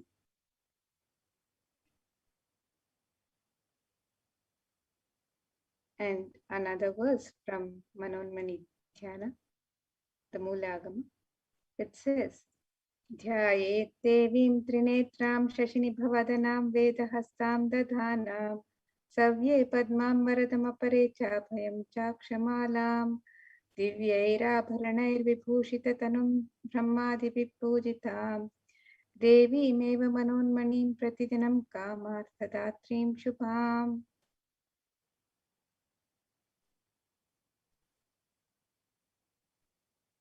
And this verse describes, I meditate on Devi with eyes glowing like a moon and holding the Veda lotus and gracing with blessing and gracing hands. She is wearing beautiful ornaments. She is worshipped by Brahma and other many gods and showers auspicious boons for all actions every day.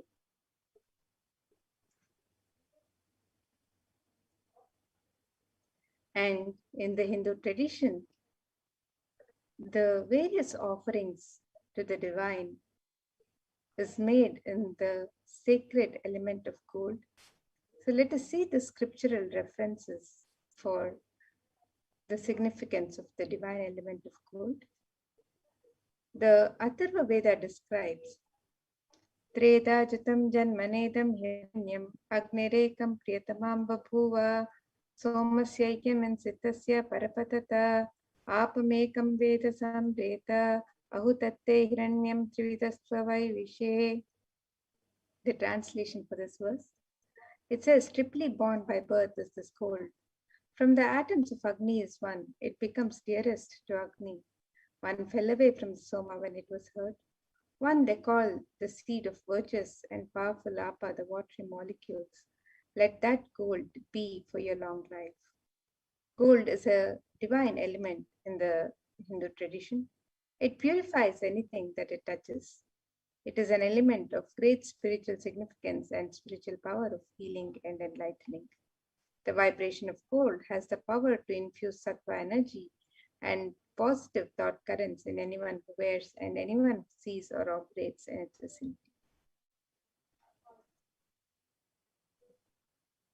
Gold is present in all the scriptures in the Agamas, Vedas, Shrutis, Smritis, Itihasas, Puranas.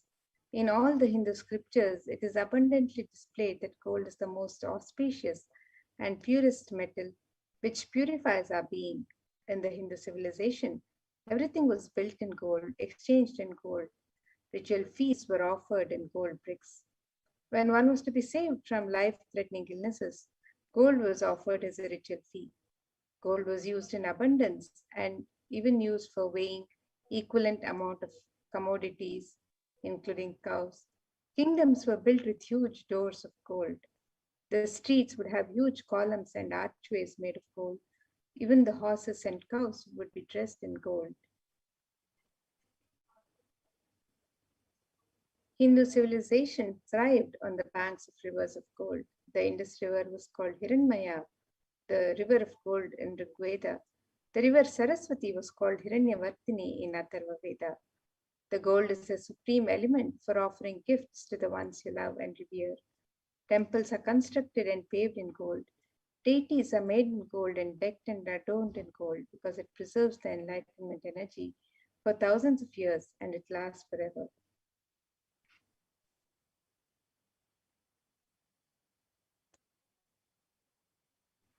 So let us now see the various traditional offerings that can be made to Devi Parashakti on the website www.kailasamailer.com/sevas. And Devi is described as the one who is fond of true devotion. This verse describes Devi's love for true devotion.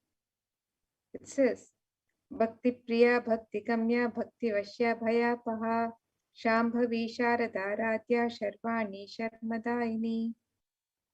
The translation for this verse, it says, Devi is fond of true devotion and is realized through true devotion. She can be won over through true devotion and she removes all fear.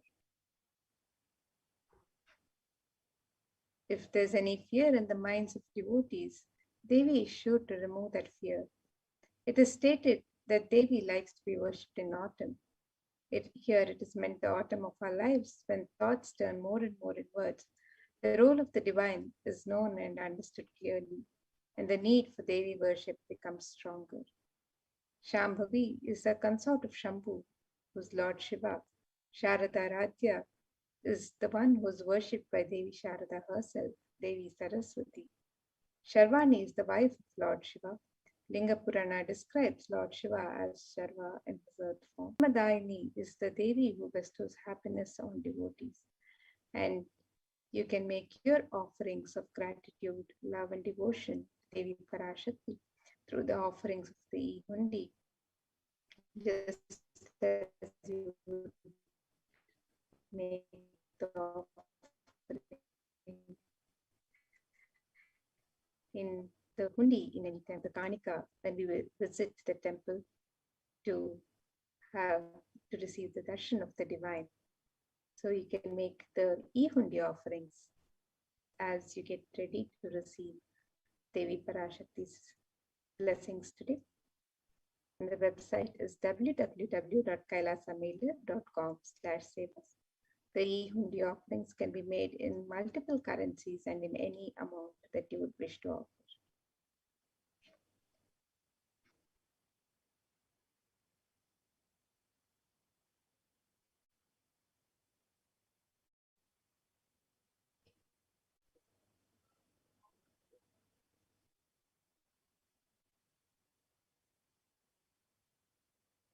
The next offering that we have is the offering of Sankalpa chanting Devi Parashakti.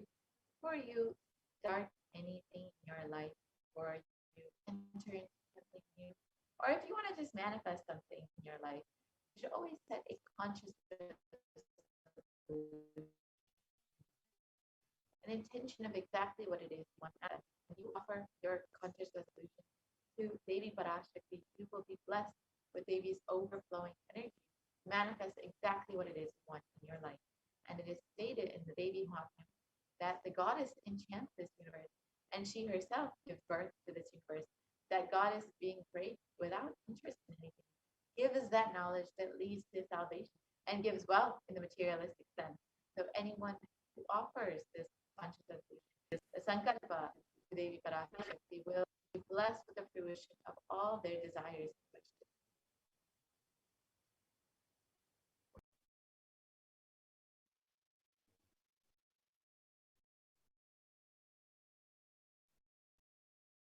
The next offering to Devi Parashakti is the offering of the Sahasranama Swarnakas.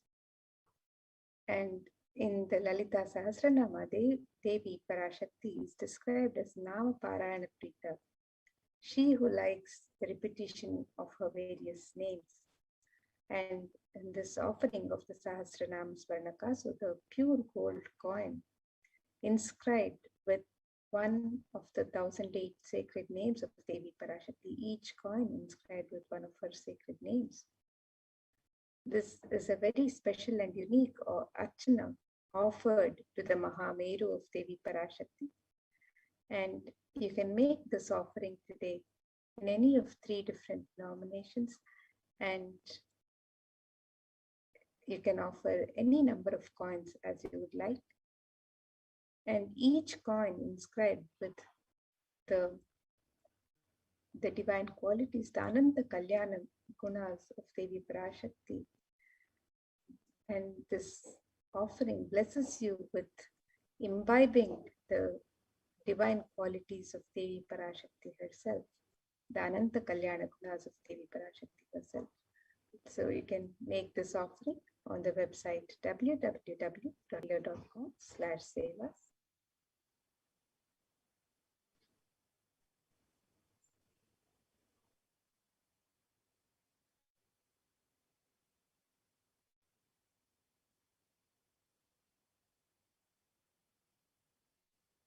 The next offering is the Mukta Agni finger ring with a pearl. And the pearl, Devi Parashakti is known to be adorned in pearls and very fond of pearls. And the pearl, of course, represents the compassion of Devi. And in this verse it states, I bow to the goddess Meenakshi, whose crown is garland of pearls, and the face shining like a full moon, who wears anklets that are studded with gemstones and has small bells, who is shining like the splendor of the lotus, who grants all the wishes, the daughter of the mountain, who is worshipped by goddesses Mani and Brahma. I remain ever bowing to the goddess Meenakshi, the ocean of compassion. So you can offer this finger ring with a pearl and be blessed with Devi's overflowing compassion and love in all of your business endeavors.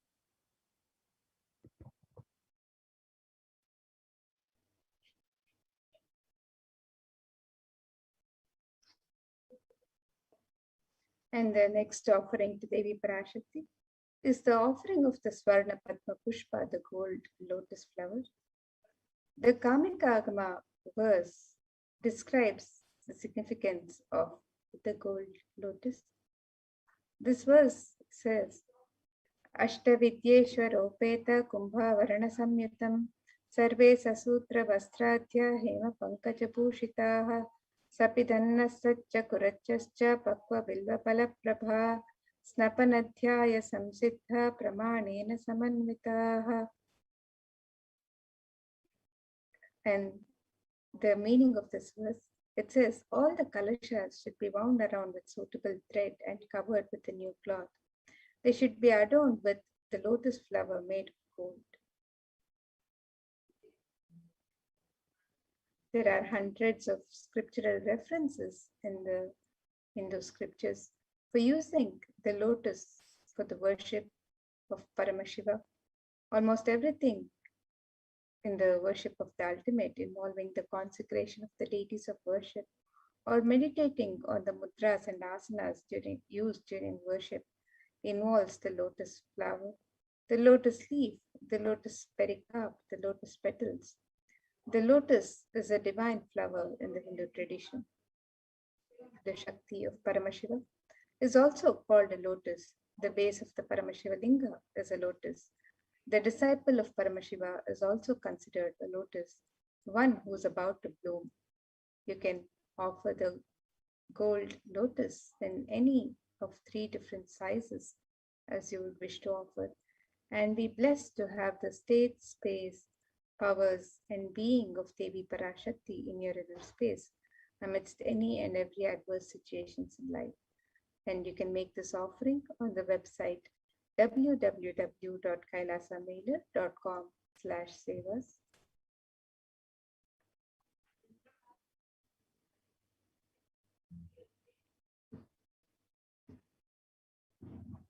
And the next offering to Devi Parashakti is the offering of the Swarna Metti, the gold toe ring.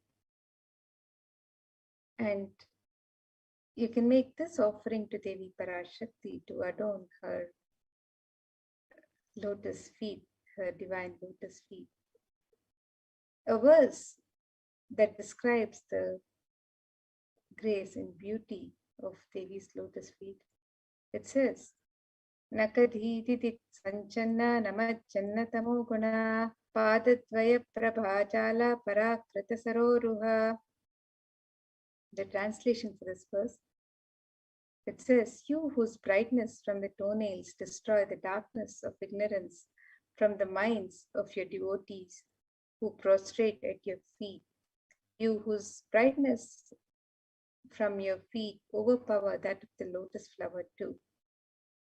And you can make this offering of the Swarnametti, the gold toe ring, to Devi Parashakti to adorn her sacred lotus feet and be in constant gratitude for receiving her blessings in even the most difficult aspects of your life.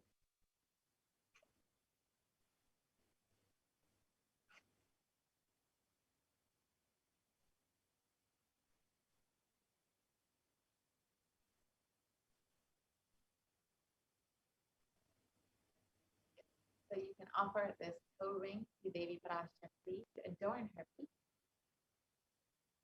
The next offering is the Svarna Mantika, the gold hairline jewelry. And the baby is described as Shuddha Sarabi Varshini, the one who makes the nectar flow in all of our nerves from the Sahasrara. She who gives the very pleasant experience of the ultimate. The Mantika represents the nectar flowing from the Sahasrara chakra, which is fully open. So when you offer this Svarna Mantika to the feet of Devi Parashakti, you will be blessed with an overflowing Sahasrara chakra and experience the state of complete completion.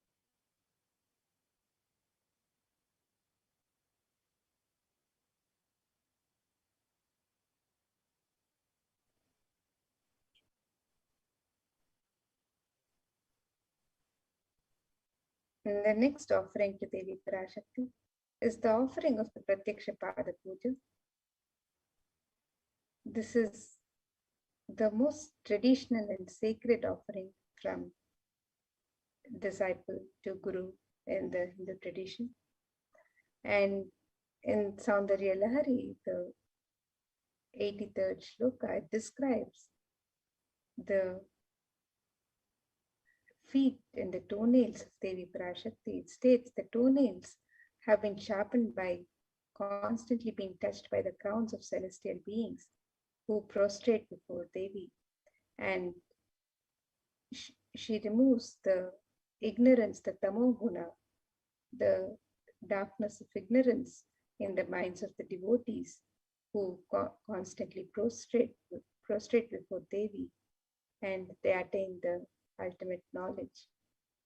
You can offer the Pratyaksha Pada Puja to the divine lotus feet of Devi Parashakti and receive the blessings of all auspiciousness of Devi Parashakti and the Nijavatara through whom Devi Parashakti is manifesting today, the Supreme Pontiff of Hinduism, Jagat Guru Mahasannidhanam, His Divine Holiness, Bhagavan Sri Nithyananda Paramashivam. And you can make this offering of the Pratyaksha Pada Puja on the website www.kailasamela.com/sevas.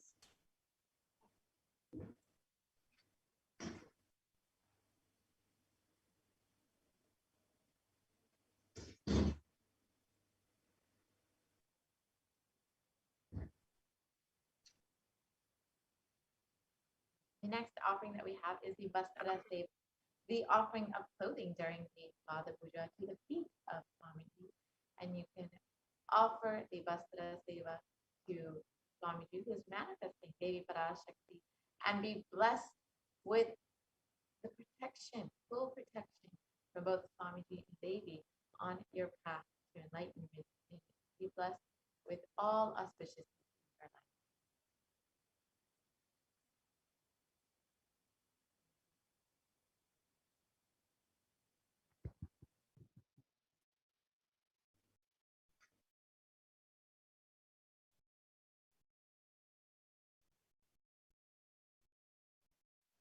So here is a summary of the various offerings that can be made to Devi Parashakti on the website as you get ready to receive her.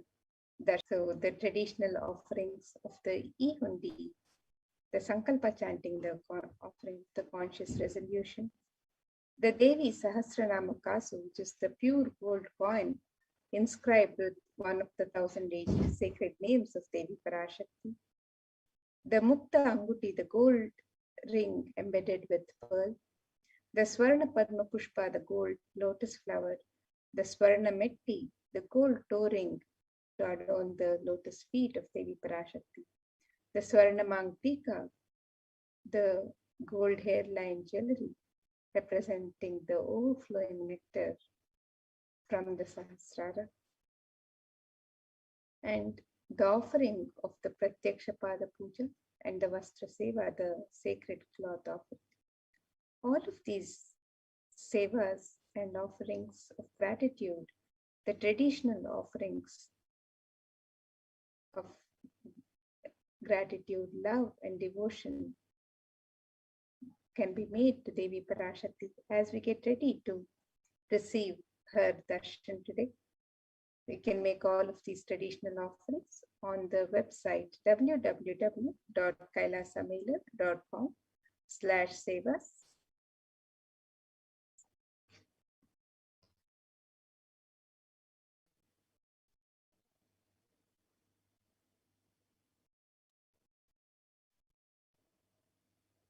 So here we can see the website www.kailasamailer.com/sevas.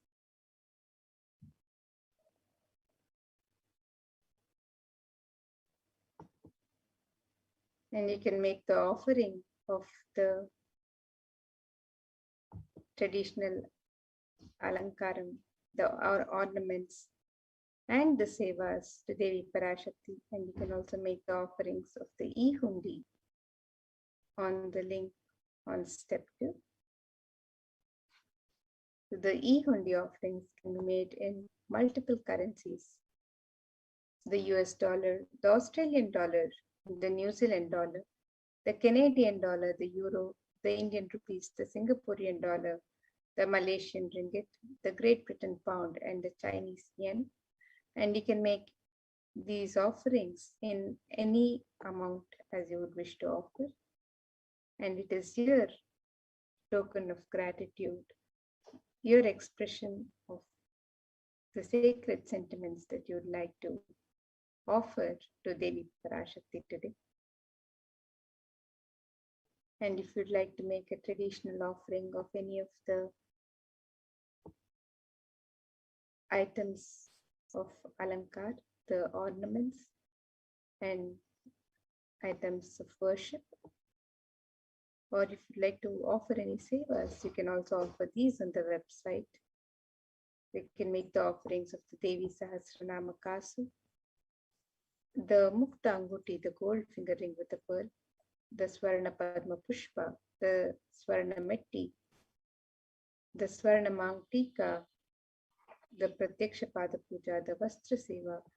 All of the traditional offerings can be made on the website www.kailasamailer.com/sevas.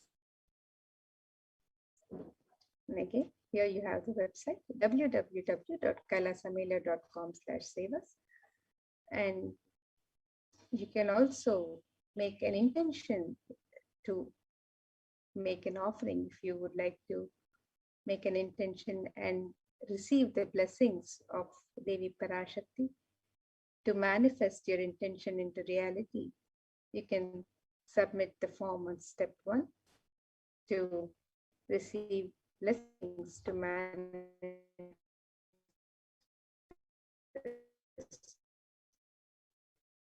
your reality, and form on step 3 with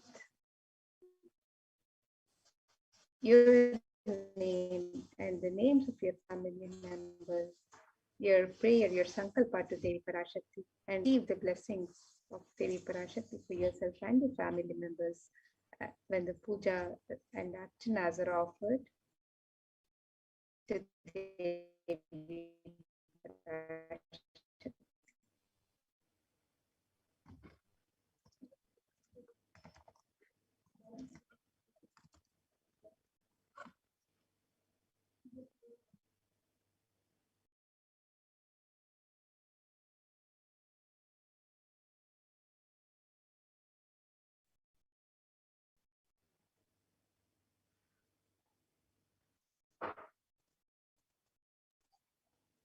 And if you'd like to be an e-Kailashian and post your messages, your sacred sentiments, your prayers to Devi Parashakti, to the Supreme Pontiff of Hinduism, as you receive the live darshan.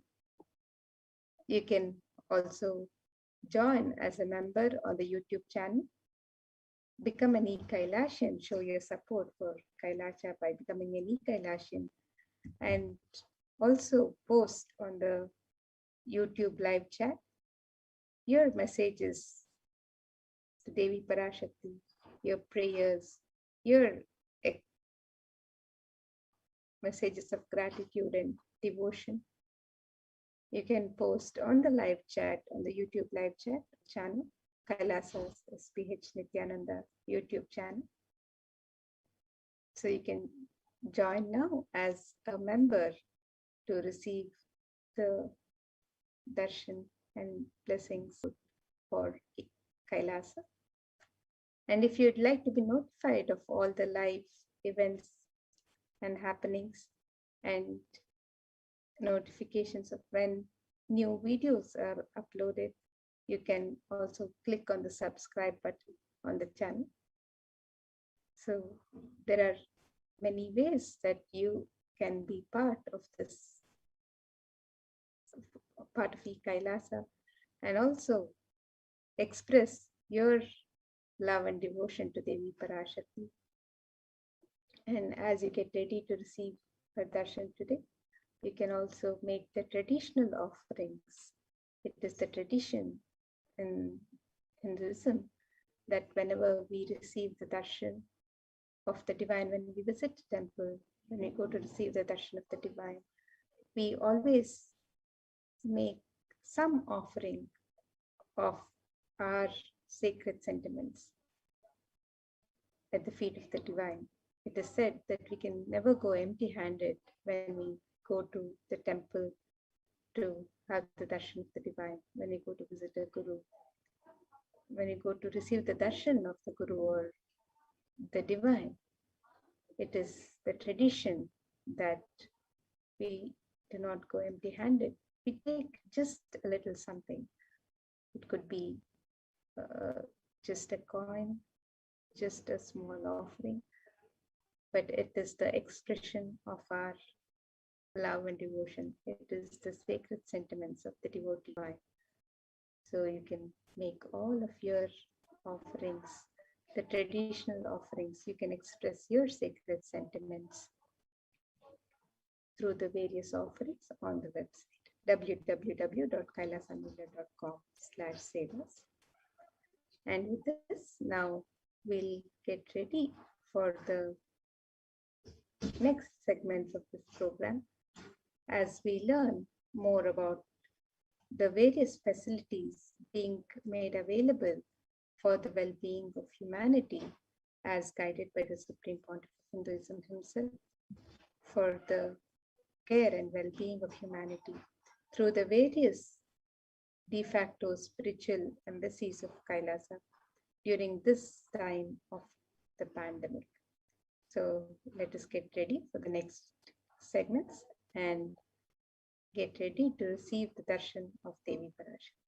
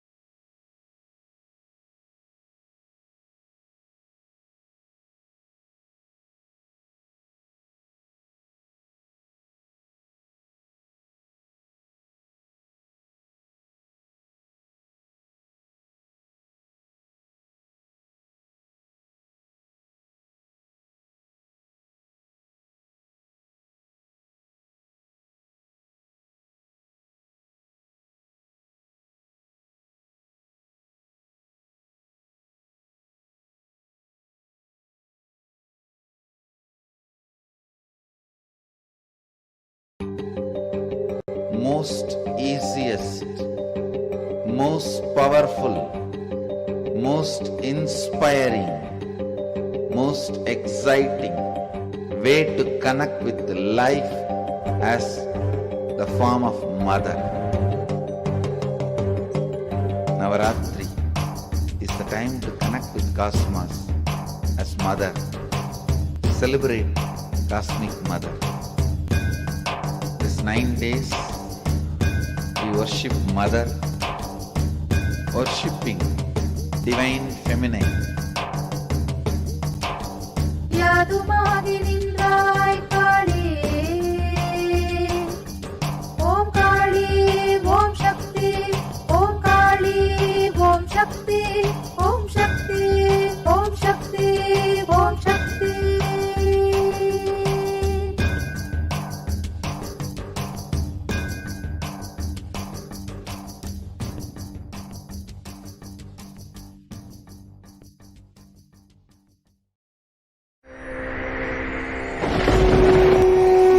Ultimate divine descends in human body and expresses its extraordinary powers and experiences playfully.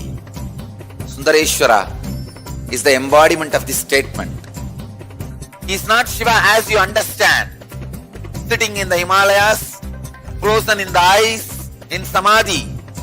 Sundareshwara is an artist with tremendous heart, ready to listen to human sufferings, ready to bend for human emotions. The one and only thing you need to obtain His grace is simple feeling connection. That's all. He bends for anybody, to any level. Even the word compassion is too small. He is still available. Even now, He is there. He assumes human body and relates with you, answers you, responds to you, raises you.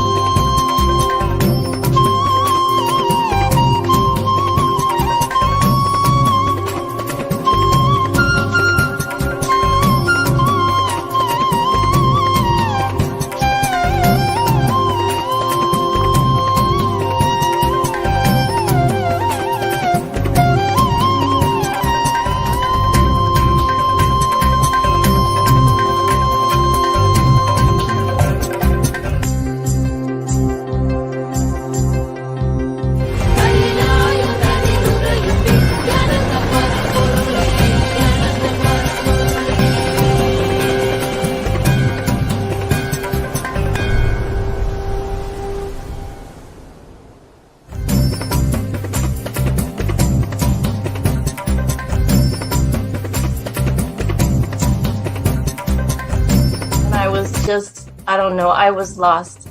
And then he was done speaking, and just tears just started pouring out of my face. I'm just like, ugh, I don't know what just happened. It was just like unbelievable, just unbelievable. I was just, I'm shaking now just remembering it. I don't know what shifts inside you. It's just, I literally felt the strong initiation happening at that time when Swamiji blessed. I don't know, it just puts you in some different world altogether, and suddenly everything seems possible. Everything seems, like that impossibilities in that 1 second, fraction of a second, that impossibility drops from you. And you just, everything seems possible, that you get into that space of possibility. And I think, that is the greatest, dropping the impossibilities is really, and something changes in you, something shifts in you. You can physically feel the change. And the energy that is generated, it really, it's phenomenal.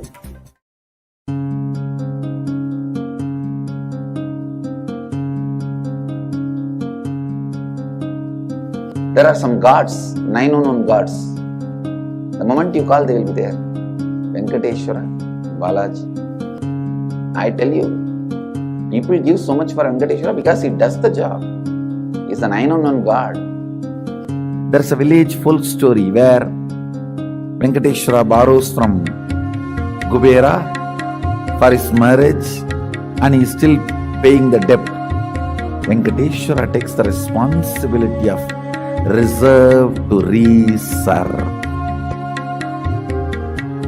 This whole story, beautiful story of Venkateshwara is an amazing concept. He is making Yaksha into Lakshmi. He is making the reserve to reserve. It's an amazing truth.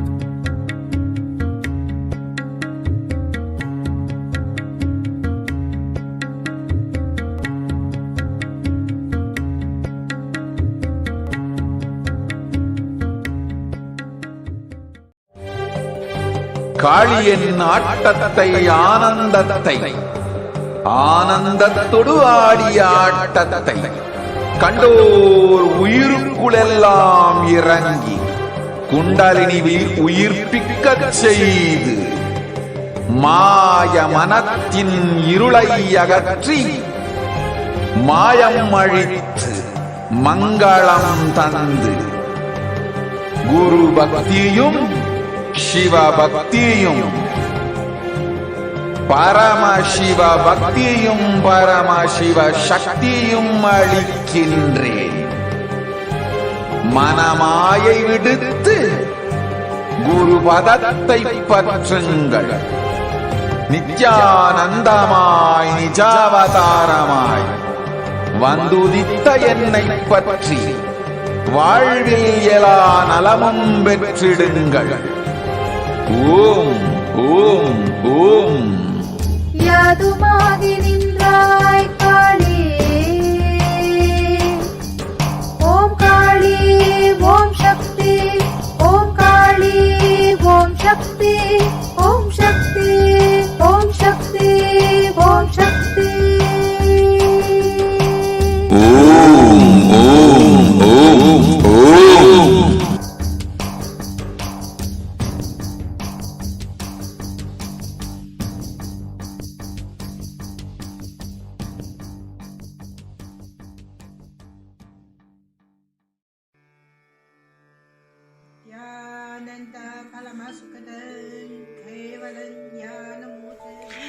Here is the Australia Kailasa.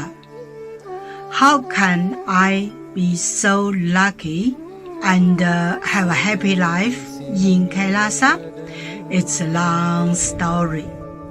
My name is Li Qi. My guru is His Divine Holiness Bhagwan Nithyananda Paramashivam. Since I was very little, I already wonder what life for. I really want to know the result, the reason. A long time ago, I think if I earn enough money, I will be very happy person, and then life is for happy. I tried to earn money, and then I'm really rich, but money didn't give me happy. Then I tried to get the happy life in romantic love. Then the really romantic love take me go lots of place. Too many stories during this time. But I still don't feel I get the result, get life reason. Then I start study from book, from video, from religion in many different ways. And when I study Buddha, that time I really appreciate Buddha give so much intelligence to me about life. But I don't think study is enough for me. I want to be Buddha. But I don't know how. Who can let me get there? One day I found the video in YouTube, introduced Swamiji in that video. I suddenly, my eyes open wide. I get it. He must be my guru. I can get there. He can let me get what I want to know, and he can take me home, real home. This kind of feeling, then I start study from Nithyananda Sangha. One day, Swamiji Satsang, people devote land, home, money to build up Kailasa. Then I discussed with my husband, decide to give the whole farm to Nithyananda. That time, because both of us believe help Swamiji means help whole world. It's a big decision, but we just discussed so short time already. Done, decide. I really appreciate my husband love me so much and believe me, trust Swamiji so much. Soon here will be big temple, Gurukul, Goshena, and library. Introduce this my story to you, just me. Don't give up any chance to be founding father of Kailasa.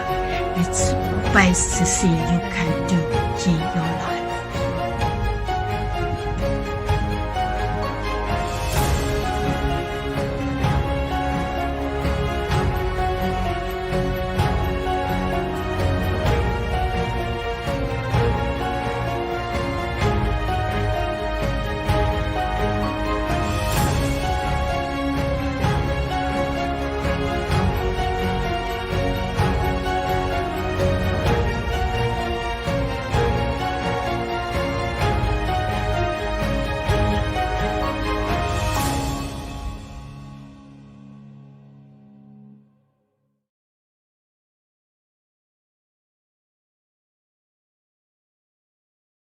Just be alive for next 3 years. Don't die within next 3 years.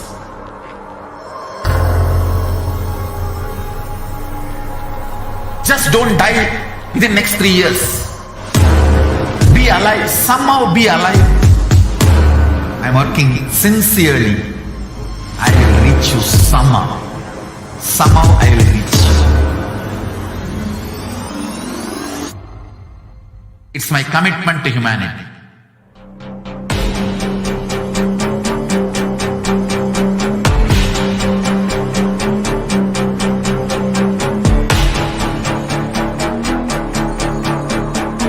Just don't die within next 3 years. I will reach you wherever you are, whichever corner of the world you may be. I will reach you with enlightenment.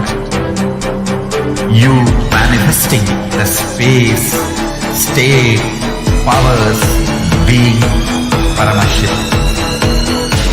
It is possible, and it is possible for you.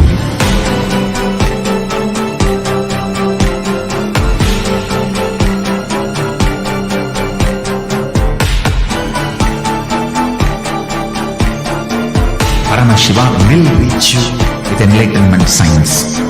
I know he is going to do the job. Just be alive for next 3 years. Nothing else.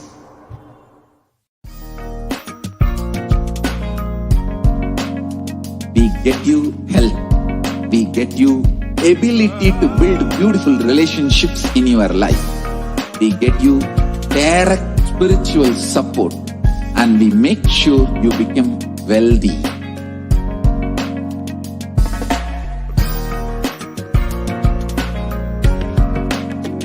We won't stop giving you just good life. We will literally not stop till you live enlightened life. Manifesting the state of Paramashiva, space of Paramashiva, powers of Paramashiva, being of Paramashiva.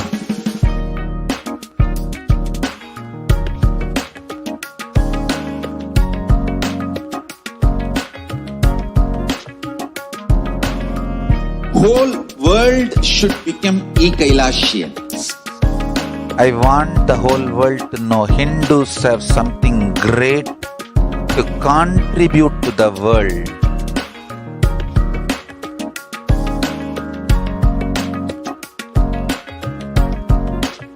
We have something great to contribute to the world. Let us do that.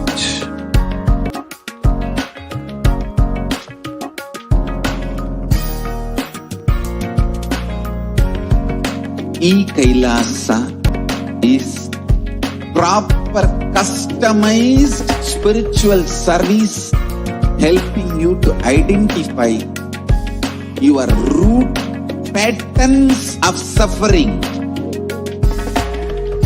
We have perfected the science of helping every individual from every cultural, religious, nationality background.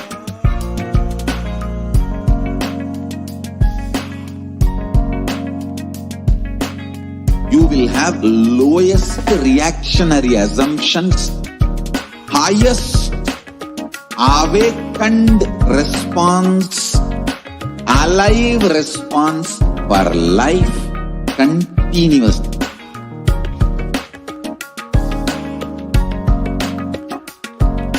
E-Kailasa is enlightenment ecosystem, literally enlightenment itself in your own home, wherever you are. Proper customized spiritual service helping you to complete with your life negativity, withdrawal from life, self-hatred, self-denial, self-doubt, so much of tiredness, laziness. We can support you aligning your diet, your attitude, your aptitude, your understanding about life. We can help you with everything.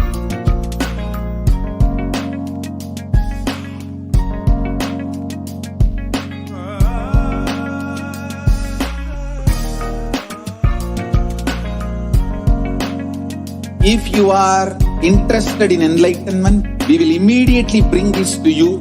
If you are not interested, we will explain the whole science, inspire you and make you interested in enlightenment time.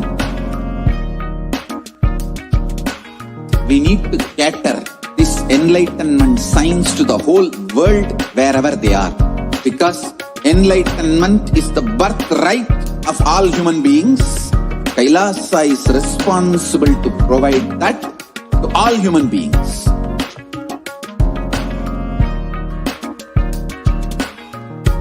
Kailasa is the totality of the knowledge I received from my gurus and practice manifested in my life, perfected by teaching millions of people from all cultures, time zones, backgrounds, genders, nationality, race, from every creed.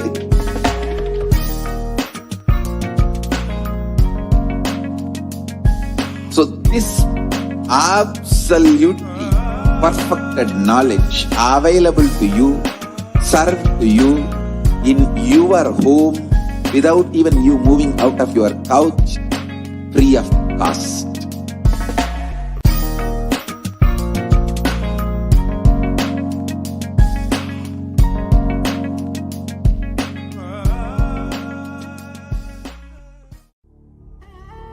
What I mean by the word E-Kailasa, listen intensely. Enlightenment ecosystem, literally enlightenment itself in your own home, wherever you are. If you cannot come to Kailasa, it's okay. Kailasa can come to you. Kailasa coming to you is E-Kailasa.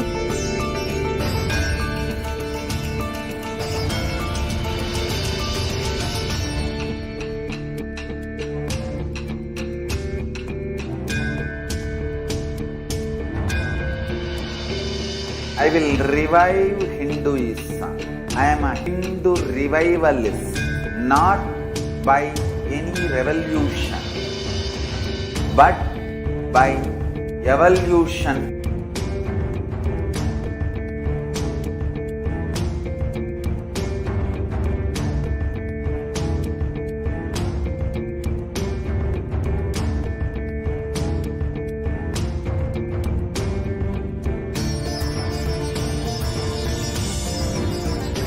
setting model community.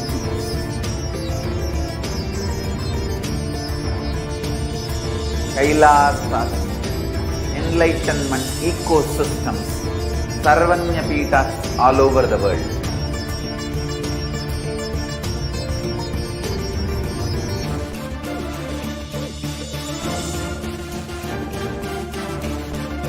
All powerful cognition, knowledge, only when you live, power manifestation and possibilities manifestation happens. It's a fundamental truth.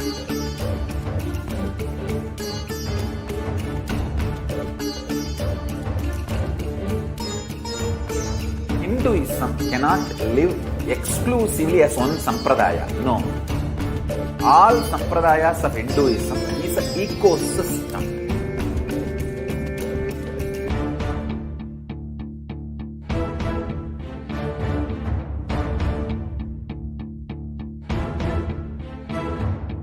So don't keep quiet thinking that if one sampradaya is attacked, only that sampradaya is going to be affected.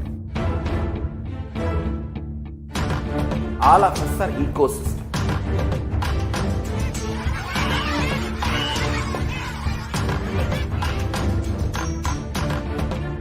I invite all of you to get involved and enjoy Hinduism by the principle of Dharmo Rakshati Rakshitaha. When you protect Dharma, Dharma protects you. We will make the whole planet flourish spiritually. The spiritual prosperity will happen to the whole planet. We all have to coexist together.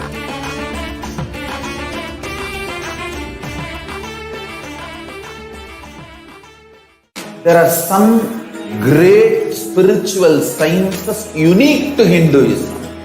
Subtle, otherworldly, but definitive sign. Manifesting the cosmic beings in Archavatara, deities in Nijavatara, living incarnations is possible. Understand? Kriya Pada of Vedas and Agamas elaborately explain the whole science of making the cosmic beings manifest in Archavatara, deities and Nijavatara, living incarnations, both. During the Bhava Samadhi Darshan, literally those cosmic beings manifest through his body.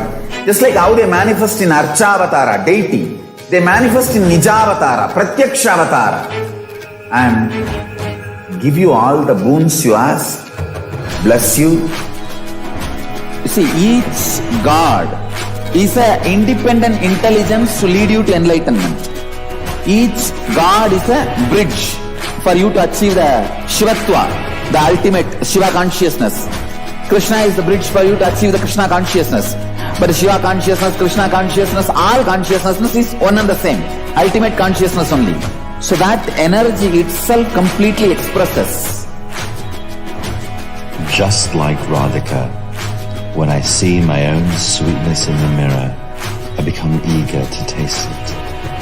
I find that the only way to relish this sweetness is through the constitution of Sri Radhika. Bhava Samadhi Darshan is a window to the infinite expanse of consciousness, allowing us to glimpse the formless in a way that we can understand. It cleanses the karmas of lifetimes. It awakens our biomemory to the space of Paramashiva, the ultimate consciousness, and creates a deep and lasting transformation in us.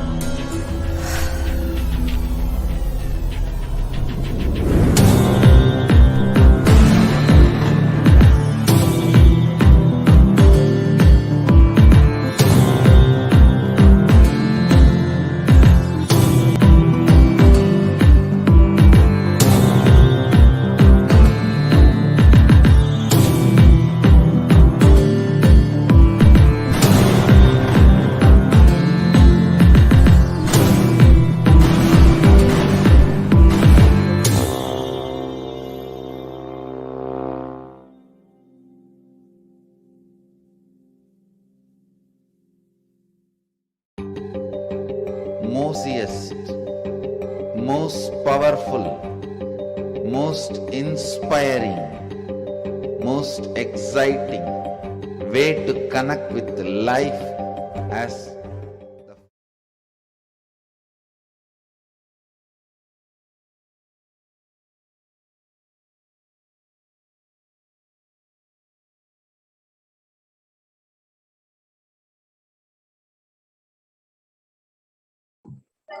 the Nithyanandam. So, welcome viewers to today's Adi Kailash Nithyananda Sarvangapeetam's COVID Care Protection Center segment. And today we are seeing amidst COVID, we need to enhance the international coordination to build the peace. Tackling the pandemic and building resilience in fragile states require concerted international action at local, national, and global levels.